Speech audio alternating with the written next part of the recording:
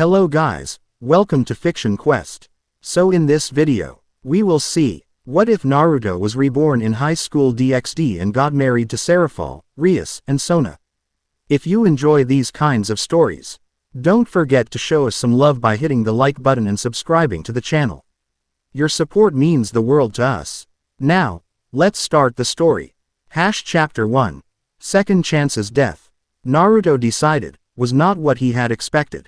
After a lifetime as the 7th Hokage of Konohagakure, after watching his children grow and his grandchildren flourish, after seeing the ninja world enter an unprecedented era of peace, Naruto Uzumaki had finally closed his eyes for what he believed would be the final time.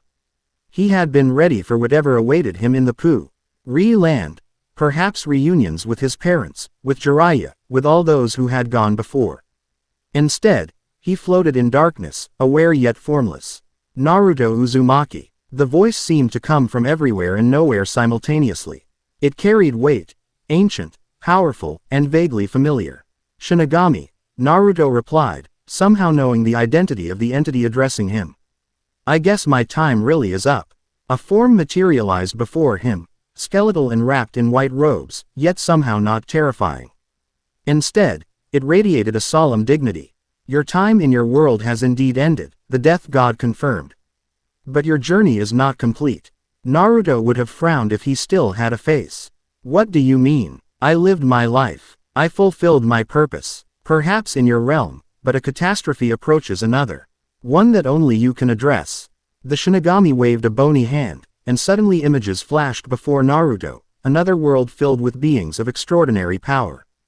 Devils with bat-like wings. Angels surrounded by holy light. Dragons of impossible size. For millennia, the barriers between dimensions have been weakening. Chakra from your world has been leaking into this one, accumulating and warping the natural order. Left unchecked, it will trigger a cataclysm that will destroy both realms. And you want me to stop it? Naruto asked. Even after all these years, he still found himself thrust into the role of savior. You are uniquely qualified. Your connection to the tailed beasts, your mastery of senjutsu, your very essence, all make you capable of containing and redirecting this energy. The Shinigami paused. But it will require sacrifice. It always does, Naruto sighed. What's the cost? Rebirth. A new life in this other world. You will retain your memoir. Wise in your soul's connection to the tailed beasts, but your powers will need to be remastered. Your body will be new. Naruto considered this. After a long life, he had been ready for rest. But had he ever been the type to turn away from those in need? Even now, with eternity stretched before him, will I ever return to the Pure Land? Will I see my loved ones again? All souls find their proper place eventually. The Shinigami replied cryptically. But your path must take this detour first. Naruto felt what would have been a resigned smile. Do I really have a choice? We always have choices, Naruto Uzumaki. That is what has always defined you. Naruto thought of Hinata, of Boruto and Himawari, of all those he had loved. They would understand. They always had. All right, he said finally. I accept. The Shinigami nodded. Then it is time to begin again. Darkness consumed him, but this time it felt like falling. Falling through eternity, through the very fabric of reality, until, pain. Breath. Light. Naruto gasped, his lungs burning as he drew in his first breath in this new existence. He blinked rapidly, morning sunlight filtering through unfamiliar curtains. His hands, young again, lacking the liver spots and wrinkles of old age, trembled as he raised them before his face. I'm back, he whispered. Not back, you fool. Forward, or sideways, depending on how you look at dimensional travel. The familiar voice in his mind nearly caused Naruto to fall from the bed. Kurama, who else would be stuck in your head? Though this mind space looks different. This world's energies are strange. Naruto closed his eyes, focusing inward. The familiar sewer-like mindscape was gone, replaced by a vast plain beneath a twilight sky. At its center stood Kurama, the nine-tailed fox. Majestic and terrible as ever. You're here. You came with me. Relief flooded through Naruto. At least he wouldn't be completely alone. Our souls have been bound together for too long to separate now. Kurama replied with a hint of resignation. Besides, Someone needs to keep you from making a complete fool of yourself in this new world. Naruto chuckled, then opened his eyes to examine his surroundings. He appeared to be in a modest apartment, small but clean, with minimalist furnishings. The decor was utterly foreign to him. Sleek machines with glowing displays, strange appliances, and materials he couldn't identify. He stood carefully, testing his new body. Young and strong, perhaps 16 or 17 years old, but without the battle scars he'd accumulated during his ninja career. He walked to a mirror mounted on a closet door and studied his reflection. Blonde hair, though styled differently than he'd worn it in his youth. Blue eyes, still bearing that intensity he'd never managed to outgrow. Whisker marks on his cheeks, some things apparently transcended worlds. He wore simple sleeping clothes, a white t-shirt and loose-fitting shorts. The Shinigami at least kept me looking like myself, he murmured. Check for chakra, Kurama prompted. See what we're working with. Naruto closed his eyes and reached inward, searching for the familiar flow of energy. It was there, but felt constrained somehow, as if his chakra pathways were new and untested. When he tried to mold it, the energy responded sluggishly. It's like being a genin again, he said with a grimace. I can feel my chakra, but using it is going to take practice. Not surprising. New body, new rules. We'll adapt. A musical tone sounded from a device on the bedside table. Naruto approached it cautiously. It appeared to be some kind of rectangular object with a glowing front surface. Text displayed on it read, "First day of school. Don't be late, school." Naruto picked up the device, a phone. He somehow knew, information filtering in from his new body's memories. I'm a student here. The Shinigami seems to have given you a ready-made identity. Might want to check what that includes. Naruto nodded and began exploring the apartment, discovering clothes that fit him perfectly hanging in the closet. A wallet contained identification for Naruto Uzumaki, along with currency he didn't recognize. Documents on a small desk provided the basics. He was enrolled at Kuo Academy, a former all-girls school that had recently become coeducational. He had transferred in mid-semester. Convenient, he muttered, sorting through the papers. But why school? I've already lived a full life. I'm here to prevent some kind of catastrophe, not take exams. Perhaps it's strategic. This academy might be significant to whatever threat we're facing. Or perhaps the Shinigami has a twisted sense of humor. Naruto snorted, then glanced at a clock. If he was going to maintain this cover identity, he needed to get moving. He quickly showered and dressed in the provided uniform, dark pants and blazer with a white button-up shirt underneath. The clothes felt restrictive compared to the comfortable robes he'd worn as Hokage, but they'd do. As he prepared to leave, his eyes caught on a familiar sight resting beside the door, a weapons pouch containing kunai and shuriken.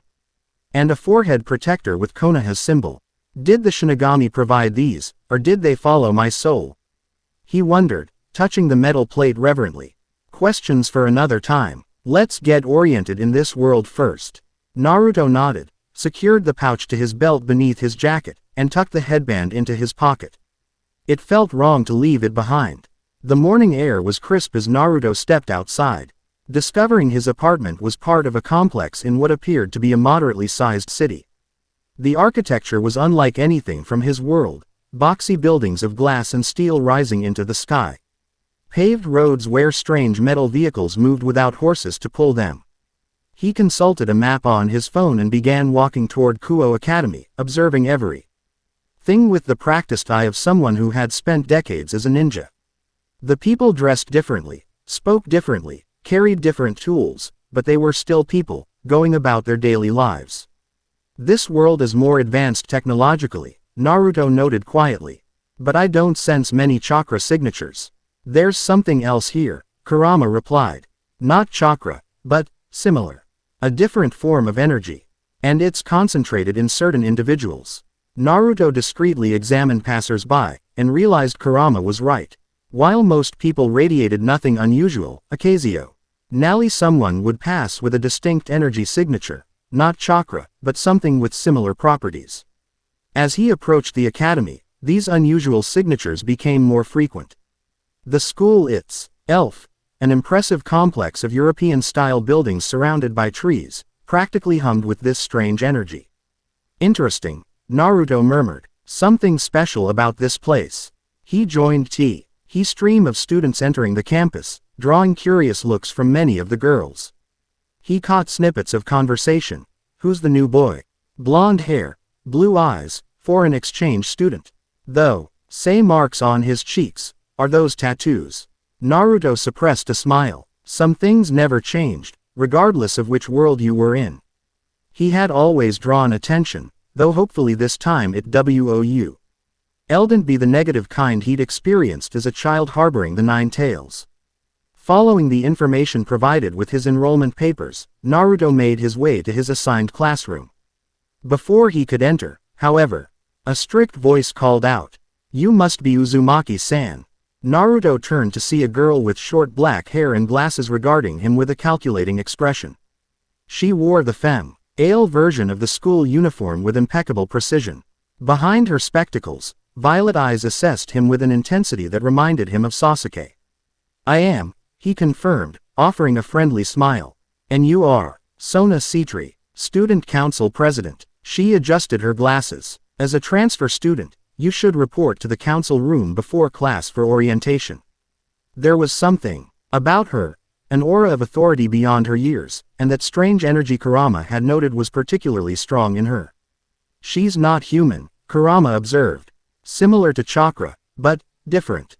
Be cautious. Lead the way, President," Naruto said cheerfully, though his senses were now on high alert.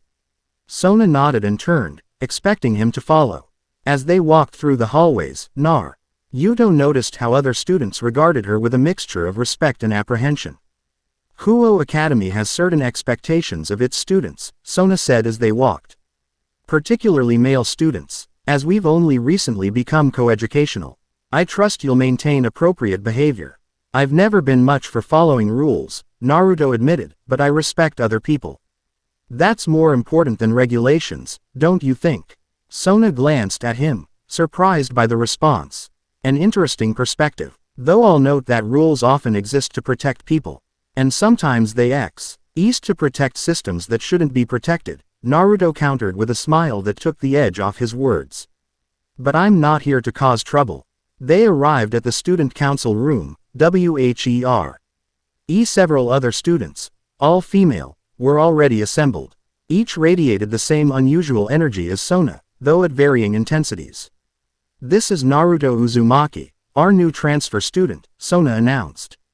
"These are the members of the student council." A tall young woman with long black hair stepped forward. "I'm Tsubaki Shinra, the vice president." The others introduced themselves as well, but Naruto was distracted by what he was sensing. Every member of this council possessed that strange energy. This couldn't be coincidence. As the orientation proceeded, with explanations of school rules and schedules, Naruto maintained his friendly demeanor while quietly observing. Sona, in particular, watched him with barely concealed suspicion. "Is something wrong, President?" he finally asked during a pause in the proceedings.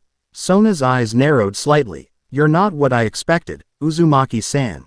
Your transfer paperwork was unusually complete. Almost too perfect." Naruto chuckled. "Is being organized a crime now?" "No," she replied, "but it is rare, especially for someone with no prior records in any educational system that we could verify." "She's sharp," Kurama commented. "And suspicious. We need to be careful around this one." "I've lived an unusual life," Naruto said, which was perhaps the most honest statement he could make. "But I'm here now, looking for a fresh start." Sona studied him for a moment longer, then nodded. "Very well. Tsubaki will escort you to your classroom. If you have any questions about Kuo Academy, the student council is here to assist." The T1 clearly indicated that they would also be watching him closely. As Tsubaki led him back through the hallways, Naruto considered his situation. Not even one day in this new world, and already he'd encountered individuals with unusual powers. If they were connected to the chakra leak the Shinigami had mentioned, he needed to learn more about them. "Shinra-san," he said casually, "is Kuo Academy special in some way?" "It feels different from what I expected." Tsubaki glanced at him. "It's one of the top academies in the region. Many exceptional students attend here." "I noticed," Naruto replied with a smile. The student council members seem particularly exceptional. Something flickered in Tsubaki's expression. Caution, perhaps, before she composed herself. President Citri selects council members based on stringent criteria. Excellence is expected. They reached his classroom, and Tsubaki nodded formally. Your teacher has been notified of your arrival. Good luck with your first day, Uzumaki-san. As she walked away, Naruto sensed another powerful presence approaching from the opposite direction. He turned to see a young woman with long crimson hair that cascaded down her back like a river of blood. She moved with graceful confidence, and the other students parted before her with whispers of admiration. The energy radiating from her was even stronger than Sona's, but with a different quality, warmer, more volatile. Their eyes met as she passed. Brilliant blue-green locked with his cerulean, and for a moment, genuine surprise registered on her beautiful features. She slowed but didn't stop, offering a polite nod before continuing on her way, a thoughtful expression replacing her surprise. Another one, Kurama noted. This world is getting more interesting by the minute. Indeed, Naruto murmured, and that one felt even more powerful. The school day passed in a blur of introductions and lessons. Naruto found himself surprisingly engaged. During his first lifetime, he'd been a terrible student. But decades of leadership had taught him the value of knowledge. Besides, everything in this world was new to him, from its history to its technologies. Throughout the day, he noticed students discussing recent disappearances in the city. Whispered conversations about people vanishing at night, about certain areas becoming dangerous after dark. Some blamed gangs are criminals. But Naruto sensed there might be more to the story. When classes finally ended, he declined invitations to join clubs or socialize. Instead, he slipped away from campus, finding a secluded park where he could begin testing his capabilities in this new body. The park was empty as evening approached. Naruto sat cross-legged on the grass, closed his eyes, and turned his attention inward. Time to see what we're working with, Kurama. Your chakra reserves are significantly lower than they were at the end of your life, the fox observed. But still larger than what most shinobi ever achieve. Your control is abysmal, though. Thanks for the vote of confidence, Naruto muttered. He formed a basic hand seal and attempted to focus his chakra. The energy responded sluggishly at first, but then began to flow more naturally as his body remembered the patterns.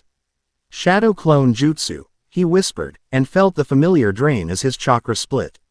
A puff of smoke materialized beside him, clearing to reveal nothing. Naruto frowned. That's not right. Your chakra control needs work, Kurama said. Start with something simpler. Nodding, Naruto tried again, his time attempting a basic transformation jutsu. After 3 failed attempts, he finally managed to transform into a passable copy of a nearby park bench, though maintaining the transformation proved difficult. This is going to take time. He sighed, releasing the jutsu. It's like my body remembers the theory but can't execute properly. Practice, Kurama advised, and perhaps try accessing my chakra. Our connection might be easier to re-establish than your own techniques. Naruto nodded and closed his eyes again, reaching deep within himself to the place where his soul connected with Kurama's. The familiar warmth was there, but distant. He pulled gently, and felt the fox's chakra respond, flowing into his system like liquid fire. His eyes snapped open, now crimson with slitted pupils. His whisker marks had deepened, and his canines had lengthened slightly. The surge of power was exhilarating after hours of feeling diminished. That's more like it, he grinned, flexing his fingers as Kurama's chakra coursed through him. Don't get overconfident, the fox warned. This is still just a fraction of what we could once access. Naruto was about to reply when his in-hand CED senses detected movement at the park's edge. He turned, chakra cloak dissipating instantly, to see a woman standing frozen at the entrance path. She wore an office outfit and clutched a bag of groceries, her eyes wide with shock. Sorry if I startled you, Naruto called, offering a friendly wave. Just meditating. The woman hesitated, then nodded nervously and hurried along the path, giving him a wide berth. Naruto frowned as she disappeared from view. Might need to be more careful about where I practice, he noted. And when, Kurama added. It's getting dark. Weren't people talking about disappearances at night? Naruto stood, brushing grass from his uniform pants. Good point. Maybe we should investigate those disappearances. Could be connected to why we're here. As if on cue, a scream pierced the evening air, coming from the direction the woman had gone. Naruto was moving before the sound had faded, sprinting down the path. His body might not be at full capacity, but years of training had ingrained certain responses that transcended physical limitations. He rounded a bend in the path and skidded to a stop. The woman lay unconscious on the ground, her groceries scattered. Standing over her was something that defied easy description. It appeared mostly human, but with grayish skin and elongated limbs. Its mouth stretched too wide, revealing rows of needle-like teeth. And its eyes glowed with an unnatural light. It had just begun to bend toward the woman when Naruto arrived. "Hey!" Naruto shouted. "Step away from her." The creature's head snapped up, its grotesque face twisting into what might have been a smile. "Another one," it hissed, its voice like sandpaper on stone. "More delicious than this one. I can smell your power." It abandoned the unconscious woman and lunged toward Naruto with inhuman speed. Despite his diminished capabilities, Naruto's combat instincts remained sharp.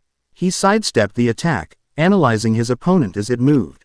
"What are you?" he demanded, dropping into a defensive stance. The creature circled him, its movements jerky yet fast.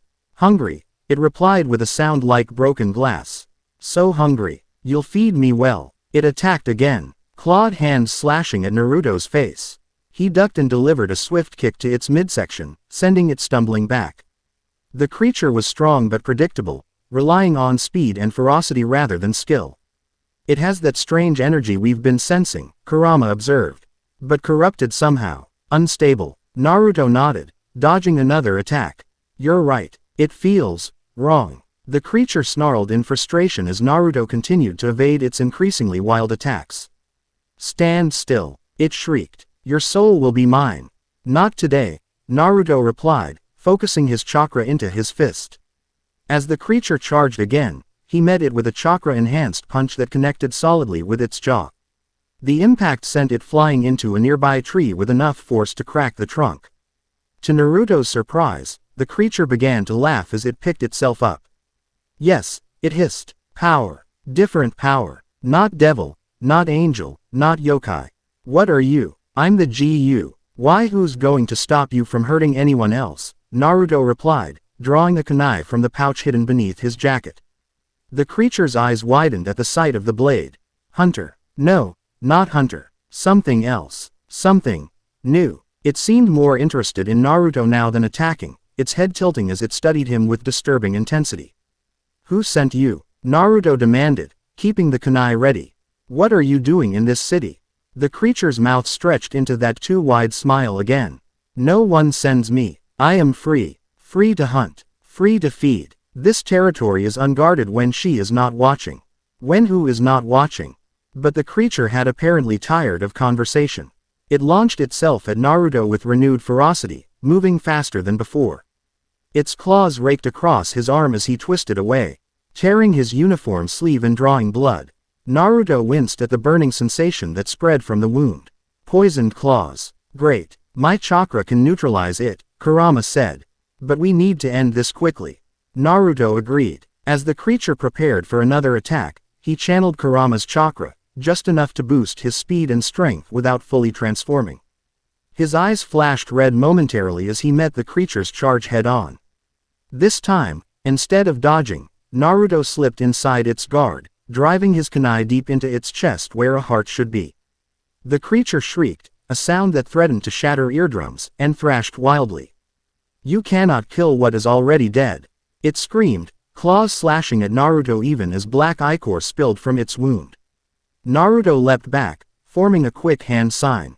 "Maybe not with a normal blade," he conceded, focusing chakra into the kunai still embedded in the creature. "But this isn't a normal blade anymore." The kunai began to glow with chakra. The creature stared down at it in apparent confusion, then howled as the chakra-infused metal began to burn it from within. Its body contorted unnaturally, twisting and warping as if trying to escape itself. Then, with a final, terrible scream, it collapsed. Its form began to disintegrate, crumbling into ash that scattered on the evening breeze.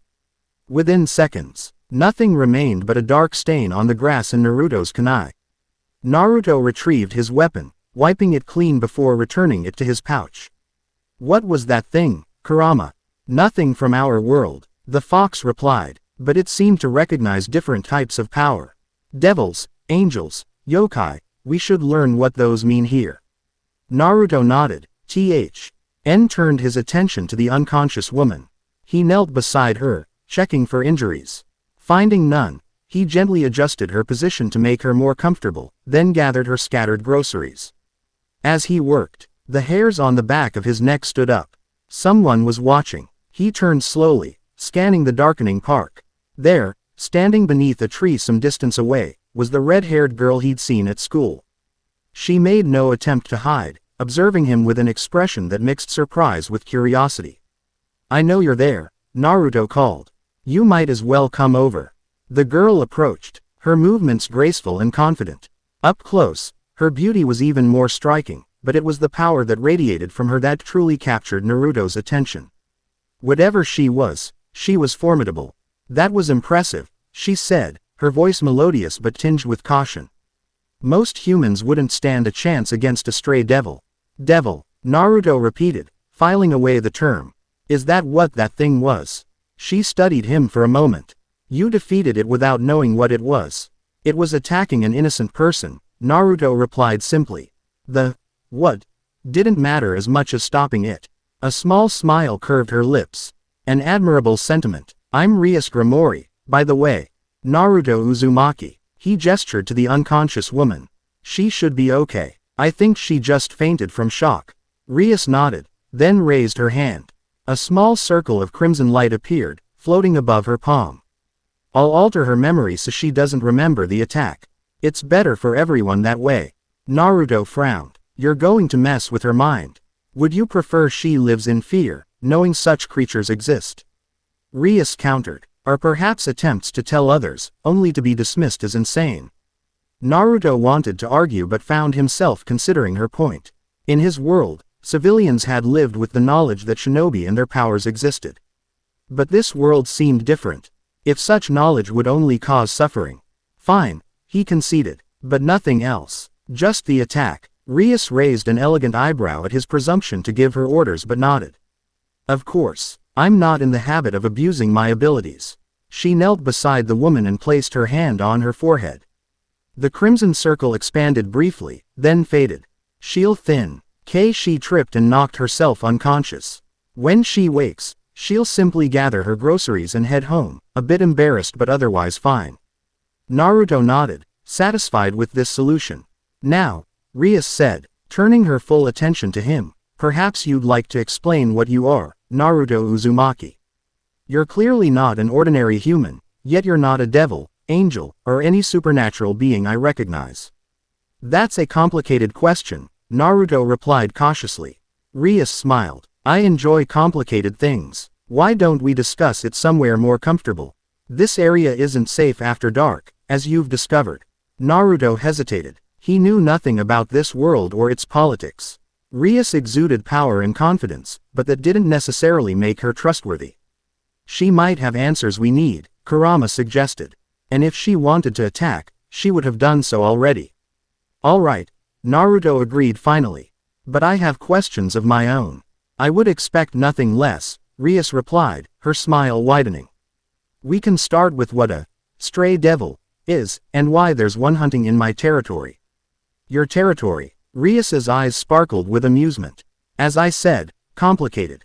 Shall we?" She gestured toward the path, and Naruto fell into step beside her, leaving the unconscious woman to recover safely.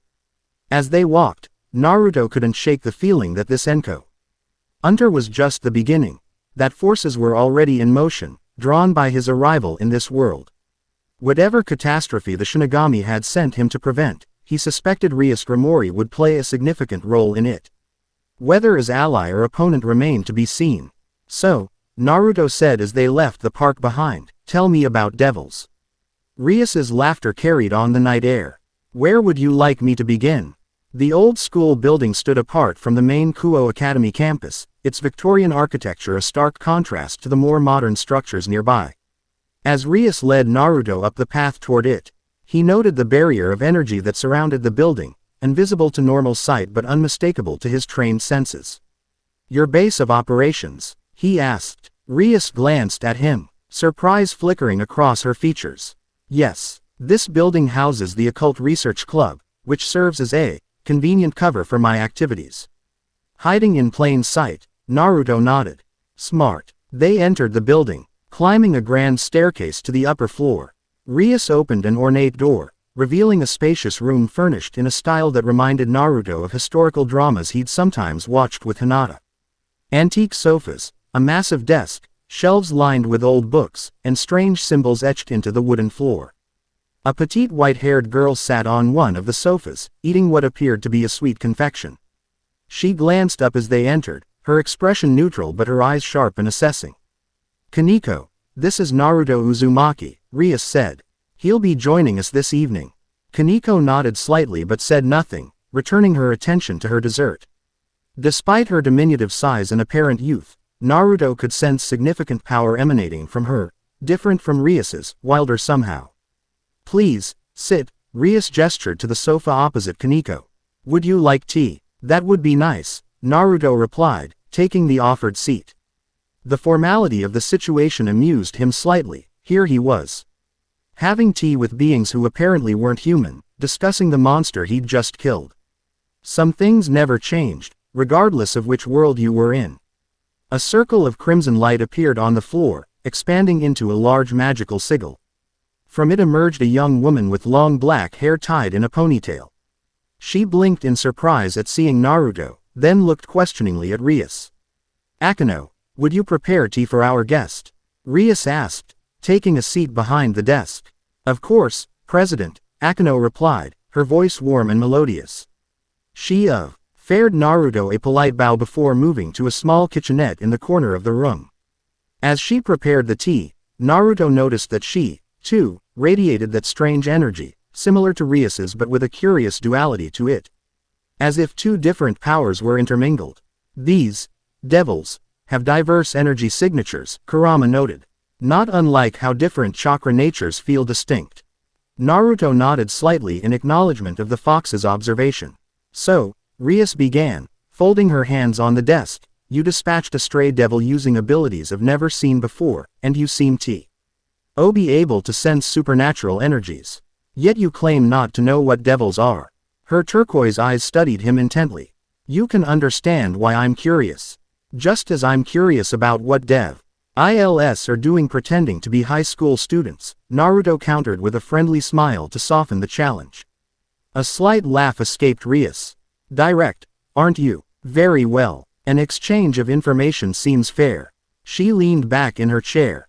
"Devils are one of the three biblical factions, along with angels and fallen angels. We've existed alongside humanity for millennia, though most humans remain unaware of our presence." Naruto nodded. "And Kuo Academy is in territory that belongs to two devil families, mine, the Grimoire, and the Citri family, represented by Sona, whom you've already met." Rias accepted a cup of tea from Akeno, who then brought one to Naruto. "We maintain the school as both a base of operations and because many of us genuinely enjoy human education and culture." Naruto sipped the tea. It was excellent, reminding him of the blends Hinata had favored. The memory brought a momentary pang of loss that he quickly suppressed. "And the stray devil I encountered?" "Devils are organized into a strict hierarchical system," Rias explained. "Those who abandon or betray their masters often lose control of their powers and their sanity, becoming strays. They hunt humans for sustenance and power. And it's the duty of high-ranking devils like myself to eliminate them when they enter our territory." "Which is why you were at the park," Naruto deduced. "You were hunting it." Rias nodded. "I'd been tracking it for several days. It was responsible for the disappearances you might have heard students discussing." She tilted her head slightly. "Though I didn't expect someone else to destroy it before I arrived." Akeno took a seat beside Kaneko, her curious gaze fixed on Naruto. "The energy you used wasn't demonic power, holy power, or senjutsu," she observed. "What exactly are you, Uzumaki-kun?" Naruto considered how much to reveal. These devils had been forthcoming with him, but he was still navigating unknown waters. Still, if he was to accomplish what the Shinigami had sent him here for. He would need allies who understood this world. I'm human, he said finally. But not from this world. The three devils exchanged glances. Another world. Rias leaned forward, her interest visibly piqued. You mean another realm, like the underworld? Naruto shook his head. Another reality altogether. A different dimension where the energy system developed differently. What I used is called chakra, a combination of physical and spiritual energy that can be molded for various techniques. Fascinating, Akeno murmured. Kaneko spoke for the first time, her voice surprisingly soft. Why are you here? Direct and to the point. Naruto appreciated that. Something is wrong with the barrier between our worlds. Energy, chakra, has been leaking into this dimension for centuries. If it continues, both worlds face destruction. Rias's expression grew serious. And you've been sent to prevent this. That's the general idea, Naruto confirmed. Though I'm still figuring out the specifics. Why you? Kaneko asked, her penetrating gaze never wavering. Naruto smiled slightly. Because I have experience with this sort of thing. And because I have a particular connection to certain energies that makes me suited for the task. Not going to tell them about me yet? Kurama asked. One revelation at a time, Naruto replied mentally. This is quite extraordinary, Rias said after a moment of contemplation. Interdimensional travelers aren't unheard of in our world, but they're exceedingly rare. And your mission directly impacts the safety of this territory, which makes it my concern as well. She stood and walked to one of the windows, gazing out at the darkened campus. The question is, what do we do with this information? If chakra has been leaking into our world for centuries, the effects must be significant, yet none of us have detected it specifically. It might be mistaken for other energies, Naruto suggested. Or perhaps it's accumulated in specific locations or individuals. Rias turned back to face him. Perhaps. Which means we need to investigate further. A smile curved her lips. It seems we have a common interest, Naruto Uzumaki. I propose an alliance. Naruto raised an eyebrow. What kind of alliance? You need information about this world, its power structures, and where this leaked chakra might have gone. I need to ensure the safety of my territory and my people. She returned to her desk. Working together seems the most efficient approach. Naruto considered her offer. He had always worked best with allies, and navigating this new world alone would be challenging.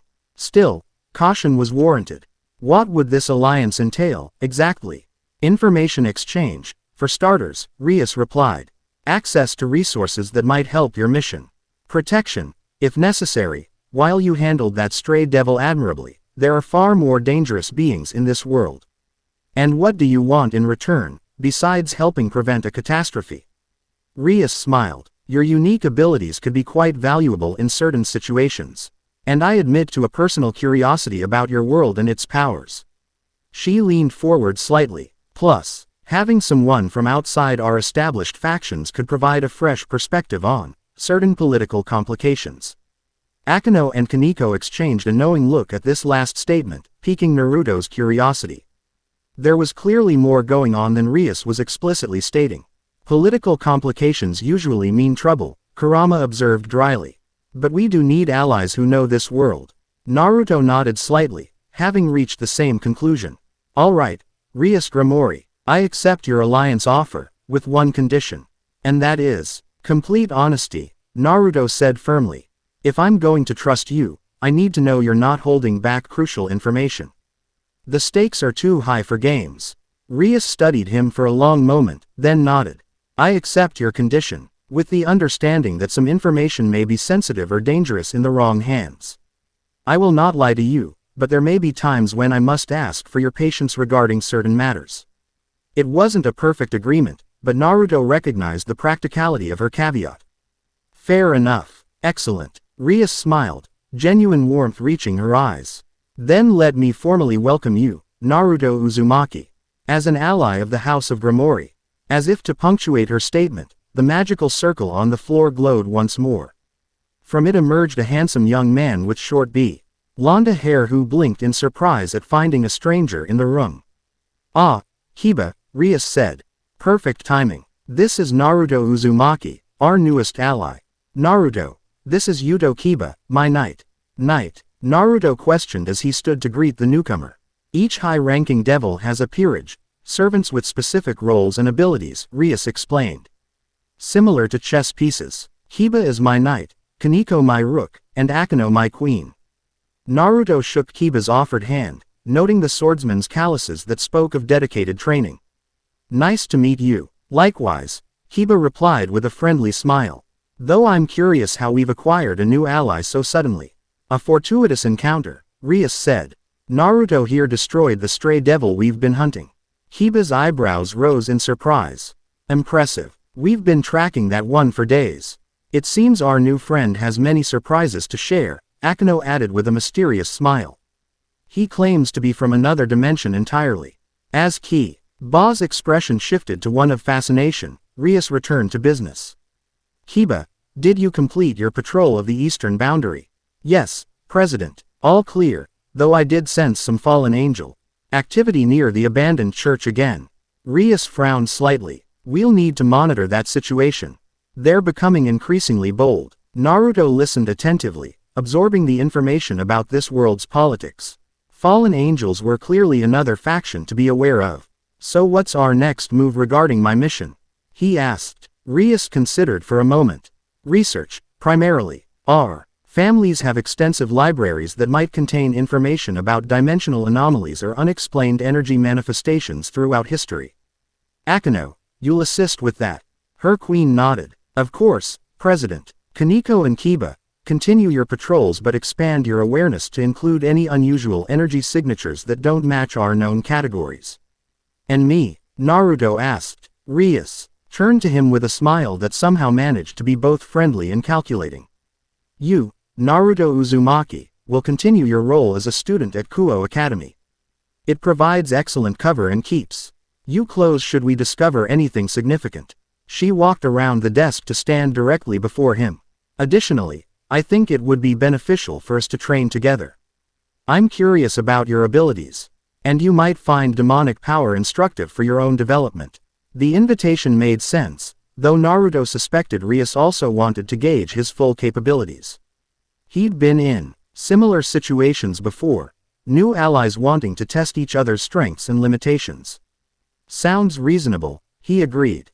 When do we start? Tomorrow evening, Rias decided. We can use the forest behind the old school building. It's protected by barriers that will contain our power and keep curious onlookers away. As they finalized plans, Naruto felt a familiar stirring in his chest, the beginning of bonds forming. Throughout both his lives, connections with others had been his greatest strength. Perhaps in this new world, that would remain true. Later, as Naruto walked back to his apartment under the stars, he reflected on the day's events. In less than 24 hours, he'd awakened in a new world, encountered beings with strange powers, fought a monster, and formed an alliance with devils. Not bad for day one, he murmured. Don't get overconfident, Kurama warned. We've barely scratched the surface of what's happening here.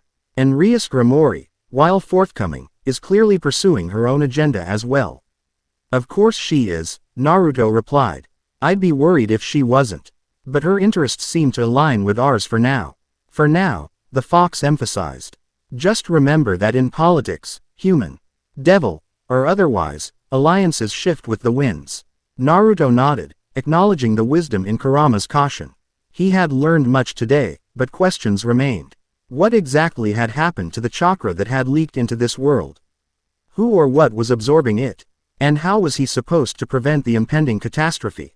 As he reached his apartment and prepared for sleep, Naruto couldn't shake the feeling that forces were already responding to his arrival, that somewhere in this unfamiliar world, his presence had triggered movements in shadows he had yet to perceive.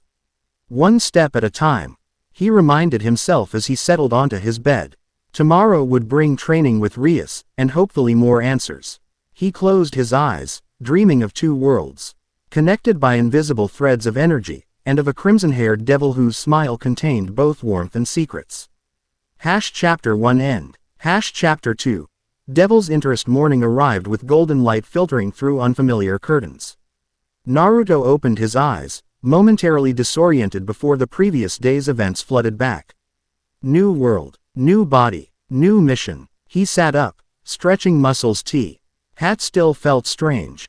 Younger and more limber than he'd been accustomed to for decades, yet lacking the fine-tuned responsiveness he'd developed over a lifetime of training. Day 2, he murmured, running a hand through his hair. And already entangled with devils, Kurama commented dryly. You never could keep a low profile. Naruto chuckled as he moved to the small kitchen to prepare breakfast. It's part of my charm. Is that what you call it? I've always thought of it as a peculiar talent for finding trouble. Trouble finds me, Naruto corrected, cracking eggs into a pan. Besides, we need allies who understand this world. As he ate, Naruto reviewed what he'd learned from Rias and her peerage. Devils, angels, fallen angels, biblical factions engaged in a complex political dance. Stray devils that hunted humans. A hierarchical society based on lineage and power. It was a lot to absorb, yet he suspected he'd barely scratched the surface. After finishing breakfast, he donned the Kuo Academy uniform, this time securing his weapons pouch more carefully beneath his jacket. The kunai had proven effective against the stray devil, and Naruto had no intention of being caught unprepared again. Your meeting with Rias is scheduled for this evening, Kurama reminded him as he prepared to leave. But what about the Citri girl? She seemed equally powerful, yet more suspicious of your presence. I'll handle Sona when I see her, Naruto replied. For now, let's focus on establishing our cover and gathering more information. The walk to school felt different today. Naruto found himself studying the city with new awareness, noting locations where that strange energy, demonic power, Rias had called it, seemed concentrated. He also searched for anything that might resemble chakra, but found nothing definitive. As he approached the school gates, he spotted Sona Citri standing beside them, clipboard in hand as she monitored arriving students. Her violet eyes locked onto him immediately, her expression composed yet somehow conveying displeasure. Uzumaki-san, she greeted as he approached. A moment of your time, please. Naruto offered a friendly smile. Good morning, President Citri. What can I do for you? I understand you had an encounter with Rias yesterday evening. Direct and to the point. Naruto appreciated that about her. News travels fast, he observed. In certain circles, yes. Sona adjusted her glasses, the morning light reflecting off the lenses. Rias informed me of your unique situation and your agreement with her. I'd like to discuss it further. Naruto glanced at the students streaming through the gates. Now might not be the best time. After school, then. The student council room. It wasn't a request. Quote, we have much to discuss regarding your presence in our territory. Before Naruto could respond, a commotion near the main building drew their attention. A crowd of female students had gathered there. Excited voices carrying across the courtyard. Kiba-kun is so handsome. Do you think he has a girlfriend? I heard he turned down another confession yesterday. In the center of the crowd stood Kiba Yuto, smiling politely but clearly uncomfortable with the attention. When he spotted Naruto, relief flashed across his features. Ah, Uzumaki-san, he called. I was hoping to catch you before class. The crowd of girls turned as one to stare at Naruto, whispers breaking out immediately. Who's that with Kiba-kun? The new transfer student. He's cute too. Are they friends? Naruto suppressed a chuckle as he turned back to Sona. Looks like I'm needed elsewhere. I'll see you after school, President. Sona's expression remained impassive, but Naruto caught the slight tightening of her grip on the clipboard. Don't be late, she said before turning to continue her duties. As Naruto approached, Kiba offered a grateful smile. Thanks for the rescue. Morning fan clubs can be persistent. Happy to help, Naruto replied. Though I think you just redirected their attention to me. Indeed, many of the girls were now openly staring at Naruto, assessing this new student who was apparent. TLY friends with the school's most eligible bachelor. Kiba laughed. They'll find a new target soon enough. But I did want to speak with you. He lowered his voice. The president asked me to keep an eye on you during school hours. Just as a precaution. Bodyguard or babysitter? Naruto asked with a raised eyebrow. Consider it a friendly escort, Kiba replied diplomatically. This school may seem ordinary, but it has its dangers. Not everyone would welcome someone with your unique background. Naruto nodded, understanding the unspoken warning. I appreciate the concern. Lead the way, then. As they walked toward the main building, Naruto sensed multiple supernatural presences throughout the campus. Most felt like devils, with that distinctive energy signature he'd come to recognize, but there were other different powers as well. This school is quite the supernatural hotspot, he observed quietly. Kiba nodded. Kuo Academy has been a devil stronghold for generations. Recently, their factions have begun showing interest as well. Why? Strategic location, mostly. This city sits at a convergence of ley lines, making it valuable magical real estate. Plus, Kiba hesitated, then continued. There have been unusual energy fluctuations recently. Nothing definitive, but enough to draw attention. Naruto filed this information away. Unusual energy fluctuations could be related to the leaking chakra the Shinigami had mentioned. They reached Naruto's classroom just as the bell rang. Kiba departed with a friendly wave, leaving Naruto to face his second day of school in a new world. The morning passed quickly. Despite having lived a full life already, Naruto found himself engaged by the lessons. This world's history, science, and literature were entirely new to him, and his mature perspective allowed him to appreciate the education in ways his younger self never would have. During lunch period, he sat alone in the courtyard, observing his fellow students while enjoying the bento he'd prepared that morning. His solitude didn't last long. "May we join you?" Naruto looked up to see a petite girl with white hair standing before him, holding a lunch tray laden with sweets. Behind her stood a beautiful young woman with long black hair tied in a ponytail. "Kaneko-san, Akeno-san," he greeted with a smile. "Please, sit." As they settled onto the grass beside him, Naruto noticed several students watching with obvious curiosity. Apparently, the company he kept was drawing attention. "You're causing quite a stir," Akeno observed, echoing his thoughts. The mysterious transfer student who's already friends with both Kiba-kun and the great ladies of Kuo Academy. "Great ladies," Naruto repeated. "Rias and myself," Akeno explained with a musical laugh. "And now Kaneko-chan as well. The rumor mill will be working overtime." "People talk too much," Kaneko stated flatly before biting into a chocolate eclair. Naruto chuckled. "I'm used to being the center of attention. Though usually for different reasons." "Oh," Akeno leaned forward, her curiosity evident. "Were you famous in your world?" "Something like that," Naruto replied vaguely. He wasn't ready to share full details of his previous life yet. "What brings you two here?" "Just being friendly. Or did Rias send you to check on me?" "Can't it be both?" Akeno's smile was mysterious. "Rias is curious about you, naturally. But we're also genuinely interested in getting to know our new ally." Kaneko nodded in agreement, her golden eyes studying him intently as she consumed her sweets. "Well, I'm an open book," Naruto said. "Mostly. Ask away." "Your world," Kaneko began, direct as always. "What was it like?" Naruto considered how to answer. "Different. Less technologically advanced in some ways, but ith powers and abilities this world doesn't seem to have. We had ninja villages instead of countries, governed by leaders called Kage." "Ninja." Akeno's eyes widened with interest. "Like the historical shinobi of Japan. Similar in concept, but with abilities that would seem magical here. We manipulated chakra for techniques ranging from creating fire to walking on water to creating illusions." "And you were one of these ninja?"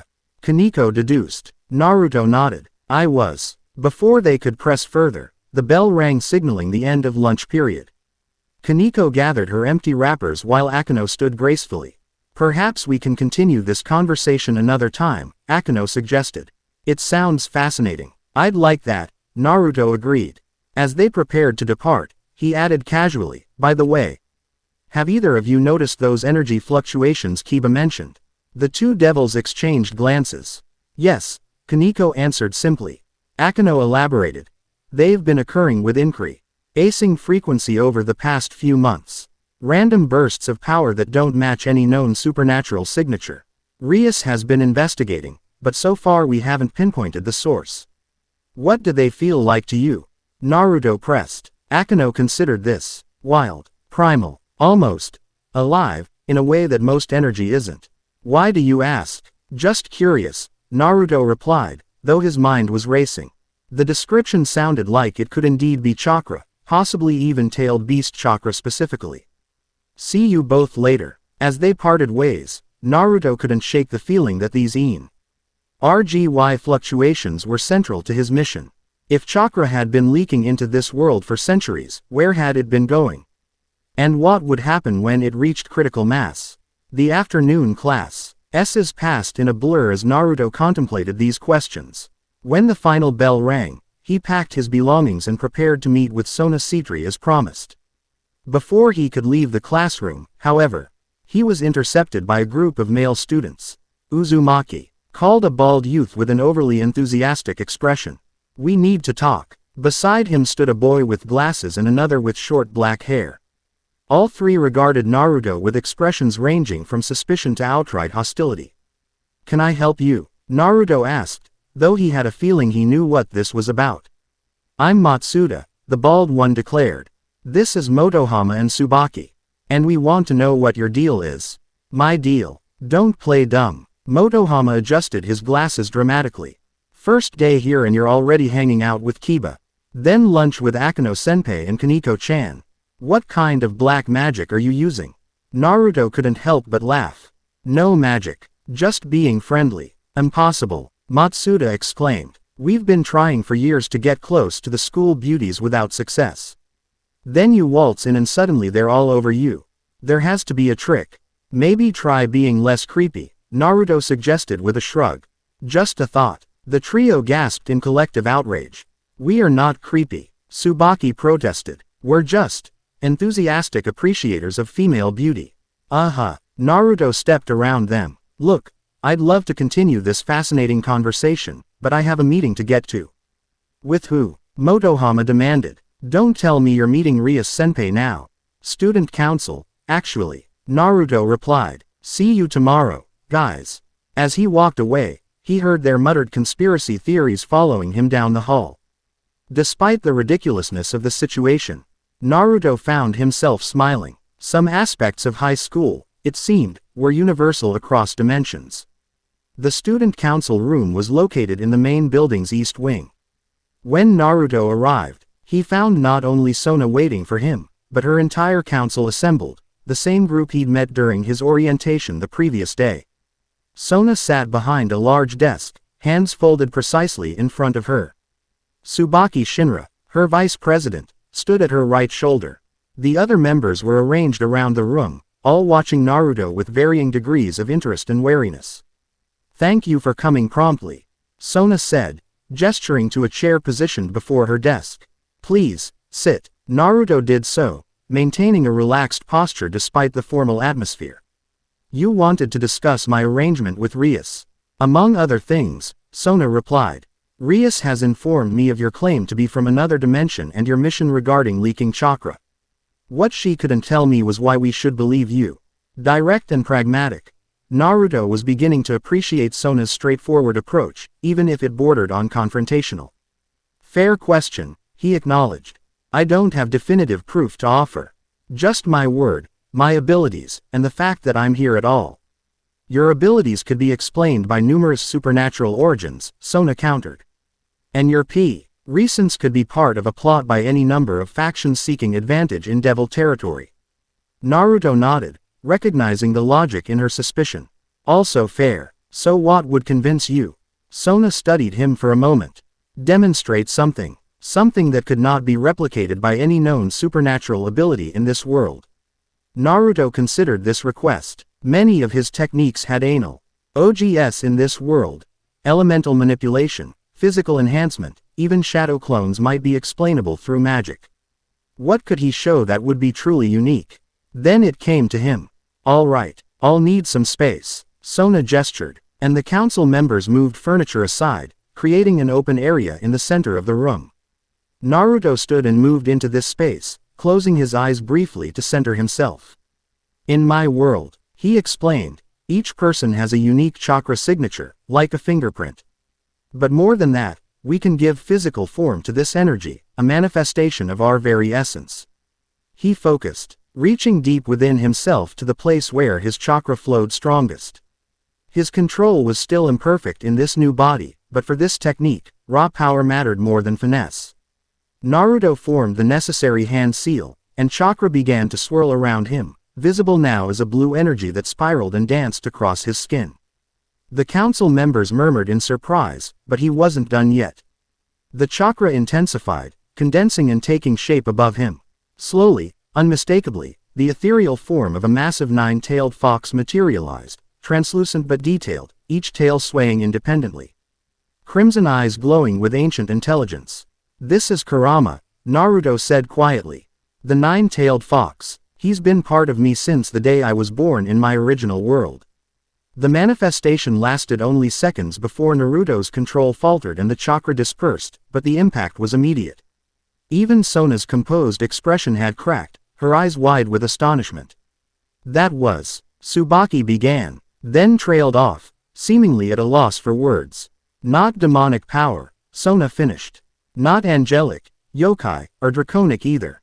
She adjusted her glasses, visibly regaining her composure. The energy signature was completely foreign, yet structured. "Intentional. Chakra," Naruto confirmed, taking his seat again. He felt the drain from the demonstration. His Rias were still rebuilding in this new body. Specifically, tailed beast chakra, which is different from ordinary human chakra. "Kurama is one of 9 such beings from my world. And he resides within you?" Sona questioned. "We're partners," Naruto corrected. "It's complicated. The point is, this power doesn't exist naturally in your world, which is why the leaking chakra is causing problems." Sona leaned back slightly, processing this information. After a moment, she nodded. "I'm inclined to believe your story, as fantastic as it seems. The energy you just demonstrated doesn't match anything in our records." Relief washed through Naruto. Gaining Sona's trust would make his mission significantly easier.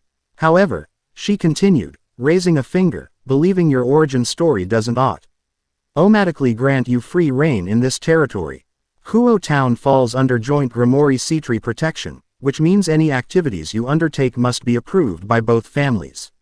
"Including my arrangement with Rias?" Naruto asked. "Especially that," Sona confirmed. "While I appreciate Rias's initiative, she should have consulted me before forming an alliance with an interdimensional traveler in our shared domain." There was a hint of something in her tone. Not quite resentment, but perhaps a touch of competitiveness. Naruto filed this observation away for later consideration. "So what do you propose?" he asked. "A formal agreement," Sona replied promptly. "One that includes both devil families. In exchange for our assistance with your mission, you will share information about your world and abilities. And help address any threats to our territory, including, but not limited to, the chakra leakage you're investigating." Naruto considered this. It was essentially an expanded version of his arrangement with Rias. And having both powerful devil families as allies would certainly be advantageous. "I can agree to that," he said, "with the same condition I gave Rias, complete honesty. If I'm going to trust you, I need to know you're not withholding crucial information." Sona's violet eyes met his steadily. "I accept that condition, though like Rias, I must note that some information I be sensitive or require appropriate timing to share." "Fair enough. Excellent." Sona stood, extending her hand across the desk. "Then on behalf of the House of Citri, I welcome your alliance, Naruto Uzumaki." As they shook hands, Naruto felt the weight of the agreement, not just a casual partnership, but a formal alliance with powerful supernatural entities. It was a significant step, one that would shape his approach to his mission in this world. "Now," Sona said, resuming her seat, "I understand you're meeting with Rias this evening for training. I'd like to propose regular sessions with my peerage as well. Different perspectives may help you acclimate faster to our world's energies." "I'd appreciate that," Naruto agreed. Diverse training had always been his preference. A sudden calm ocean outside the window interrupted their conversation. Sona frowned, moving to look outside. "What is it?" Naruto asked, joining her. In the sky above the school grounds, a circle of light had red, golden and pulsing with energy unlike the crimson sigils Rias used. "Fallen angels," Sona said tersely. "They shouldn't be this bold in devil territory." As they watched, 3 figures descended Hero the circle, humanoid but with black feathered wings extending from their backs. They landed in the courtyard below, their arrival sending a ripple of magic that normal humans wouldn't perceive but that Naruto felt clearly. "What do they want?" he asked. "Nothing good," Sona replied. "Tsubaki, alert Rias. The rest of you, prepare for possible confrontation but do not engage unless I give the order. We need to see what they're after first." Her council moved with practiced efficiency. Naruto noticed that beneath their school uniforms, several members discreetly checked magical items or weapons. "Should I stay out of sight?" he asked. "If they're not aware of my presence yet." "Too late for that," Sona interrupted, nodding toward the courtyard. One of the fallen angels, a tall man with dark hair wearing a trench coat, had looked directly up at the student council room window. He smiled coldly and made a beckoning gesture. "They want to talk," Sona observed. "Or it's a trap," Naruto countered. "Only one way to find out." Sona adjusted her glasses. "You're not obligated to join us, Uzumaki-san. This is devil business." Naruto shook his head. "We just formed an alliance, didn't we? Besides, I'm curious about these fallen angels." Sona nodded, a hint of approval in her expression. "Very well, let's hear what they have to say. But be prepared. Fallen angels are unpredictable at best, treacherous at worst." They descended to the courtyard, Sona's council forming a disciplined formation around her. Naruto walked at her side, studying the fallen angels as they approached. Besides the tall man who had signaled them, there was a voluptuous woman with long navy blue hair and a younger girl with blonde hair styled in twin ponytails. All three radiated power, though of a different quality than the devil's, sharper. More volatile. "Sona Citri," the man greeted with a mocking bow.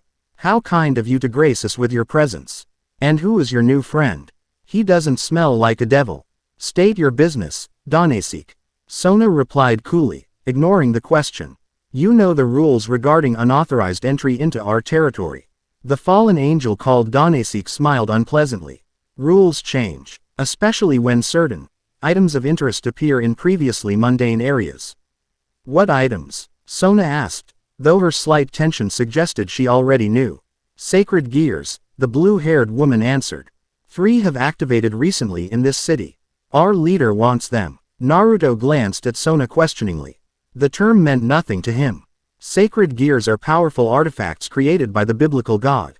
Sona explained without taking her eyes off the fallen angels. "They're embedded in certain humans, granting them special abilities. And they belong to no faction by default," Danesik added. "So we're here to recruit the wielders before you devils can sink your claws into them." "By recruit, I assume you mean kidnap or kill," Sona replied dryly. The blonde girl giggled. "Only if they resist. We can be very persuasive." Naruto didn't like the gleam in her eye. These fallen angels reminded him of some of the more sadistic enemies he'd faced in his first life. "This territory is under Grimoire Citri protection," Sona stated firmly. "Any sacred gear users here are under our watch as well. I must ask you to leave immediately." "Or what?" Danesik challenged, taking a step forward. "Will you risk breaking the fragile peace between our factions over a few humans?" "I think not." The atmosphere grew tense, power beginning to radiate from both sides. Naruto sensed the situation balancing on a knife's edge. "Maybe we should introduce ourselves properly before this gets out of hand," he suggested, stepping forward with a disarming smile. "I'm Naruto Uzumaki. And you are?" The fallen angels exchanged glances, seemingly thrown off by his casual approach. "Danesik," the man finally replied. "These are Kalawarner and Mittelt. Not that it matters. You won't live long enough to remember our names if you interfere with our mission." "That sounds like a threat," Naruto observed, still smiling. "I should warn you, I've never been good at taking threats seriously." "Kind of a character flaw." Danesik's eyes narrowed. "You have a big mouth for a human." "Who said I was human?" The question hung in the air, creating just enough uncertainty to make the fallen angels hesitate. Naruto could feel Sona watching him carefully, probably wondering what game he was playing. "What are you, then?" Kalawarner demanded. "Complicated," Naruto replied with a shrug. "Look, here's the situation as I see it. You want these sacred gear users. The devils say no. Instead of fighting, why not compromise?" "What kind of compromise?" Danesik asked skeptically. The kind where you tell us why your leader suddenly wants these particular sacred gears, and maybe we can find a solution that doesn't involve anyone getting hurt. The fallen angels conferred briefly. Then Danasik turned back to Naruto. Our reasons are our own. But I'll offer this. Leave the sacred gear users to us, and we'll ensure their deaths are quick and painless. That's not much of a compromise, Naruto noted, his smile fading. It's the only one you'll get, Mitelt said with a vicious grin. We have orders, and we intend to follow them. Sona stepped forward. Then this discussion is over. You have until sunset to leave our territory. After that, we'll consider any fallen angel presence an act of aggression. Danasik laughed. Bold words from a little devil. But very well, we'll depart for now. His gaze shifted to Naruto. Though I'm curious about you, stranger. Perhaps we'll have a more private conversation soon. With that, the three fallen angels spread their wings and took to the air, disappearing into a golden circle similar to the one that had brought them. Once they were gone, Sona turned to Naruto. That was reckless. Engaging fallen angels when you don. Chi know their capabilities or politics could have escalated the situation, or diffused it temporarily, which is what happened, Naruto countered. Besides, I wanted to take their measure. They're arrogant and cruel, but they're also following orders that make them uncomfortable. Sona raised an eyebrow. What makes you say that? Body language. The way Kalawarner tensed when Danasik mentioned killing the sacred gear users. The way Mitelt overcompensated with sadistic enthusiasm. Naruto had spent decades reading people as Hokage. They're not entirely committed to this mission, which means their leader's motivations might be worth investigating. Sona studied him with renewed interest. Perceptive. Most people focus solely on the fallen angel's power, not their politics. Politics often matters more than power. Naruto replied, something I learned the hard way. He glanced toward where the fallen angels had disappeared. So, these sacred gear users they're targeting, do we know who they are? We've identified two possibilities, Sona confirmed. One is a second-year student here named Issei Hyodo. The other is a nun who recently arrived in town. The third is still unknown. And what will you do to protect them? Rias has been watching Hyodo. As for the nun, Sona adjusted her glasses. That's complicated by the fact that she appears to be affiliated with the church, which has its own strained relationship with devils. Naruto frowned. So because of politics, you might let her die. I didn't say that, Sona replied sharply.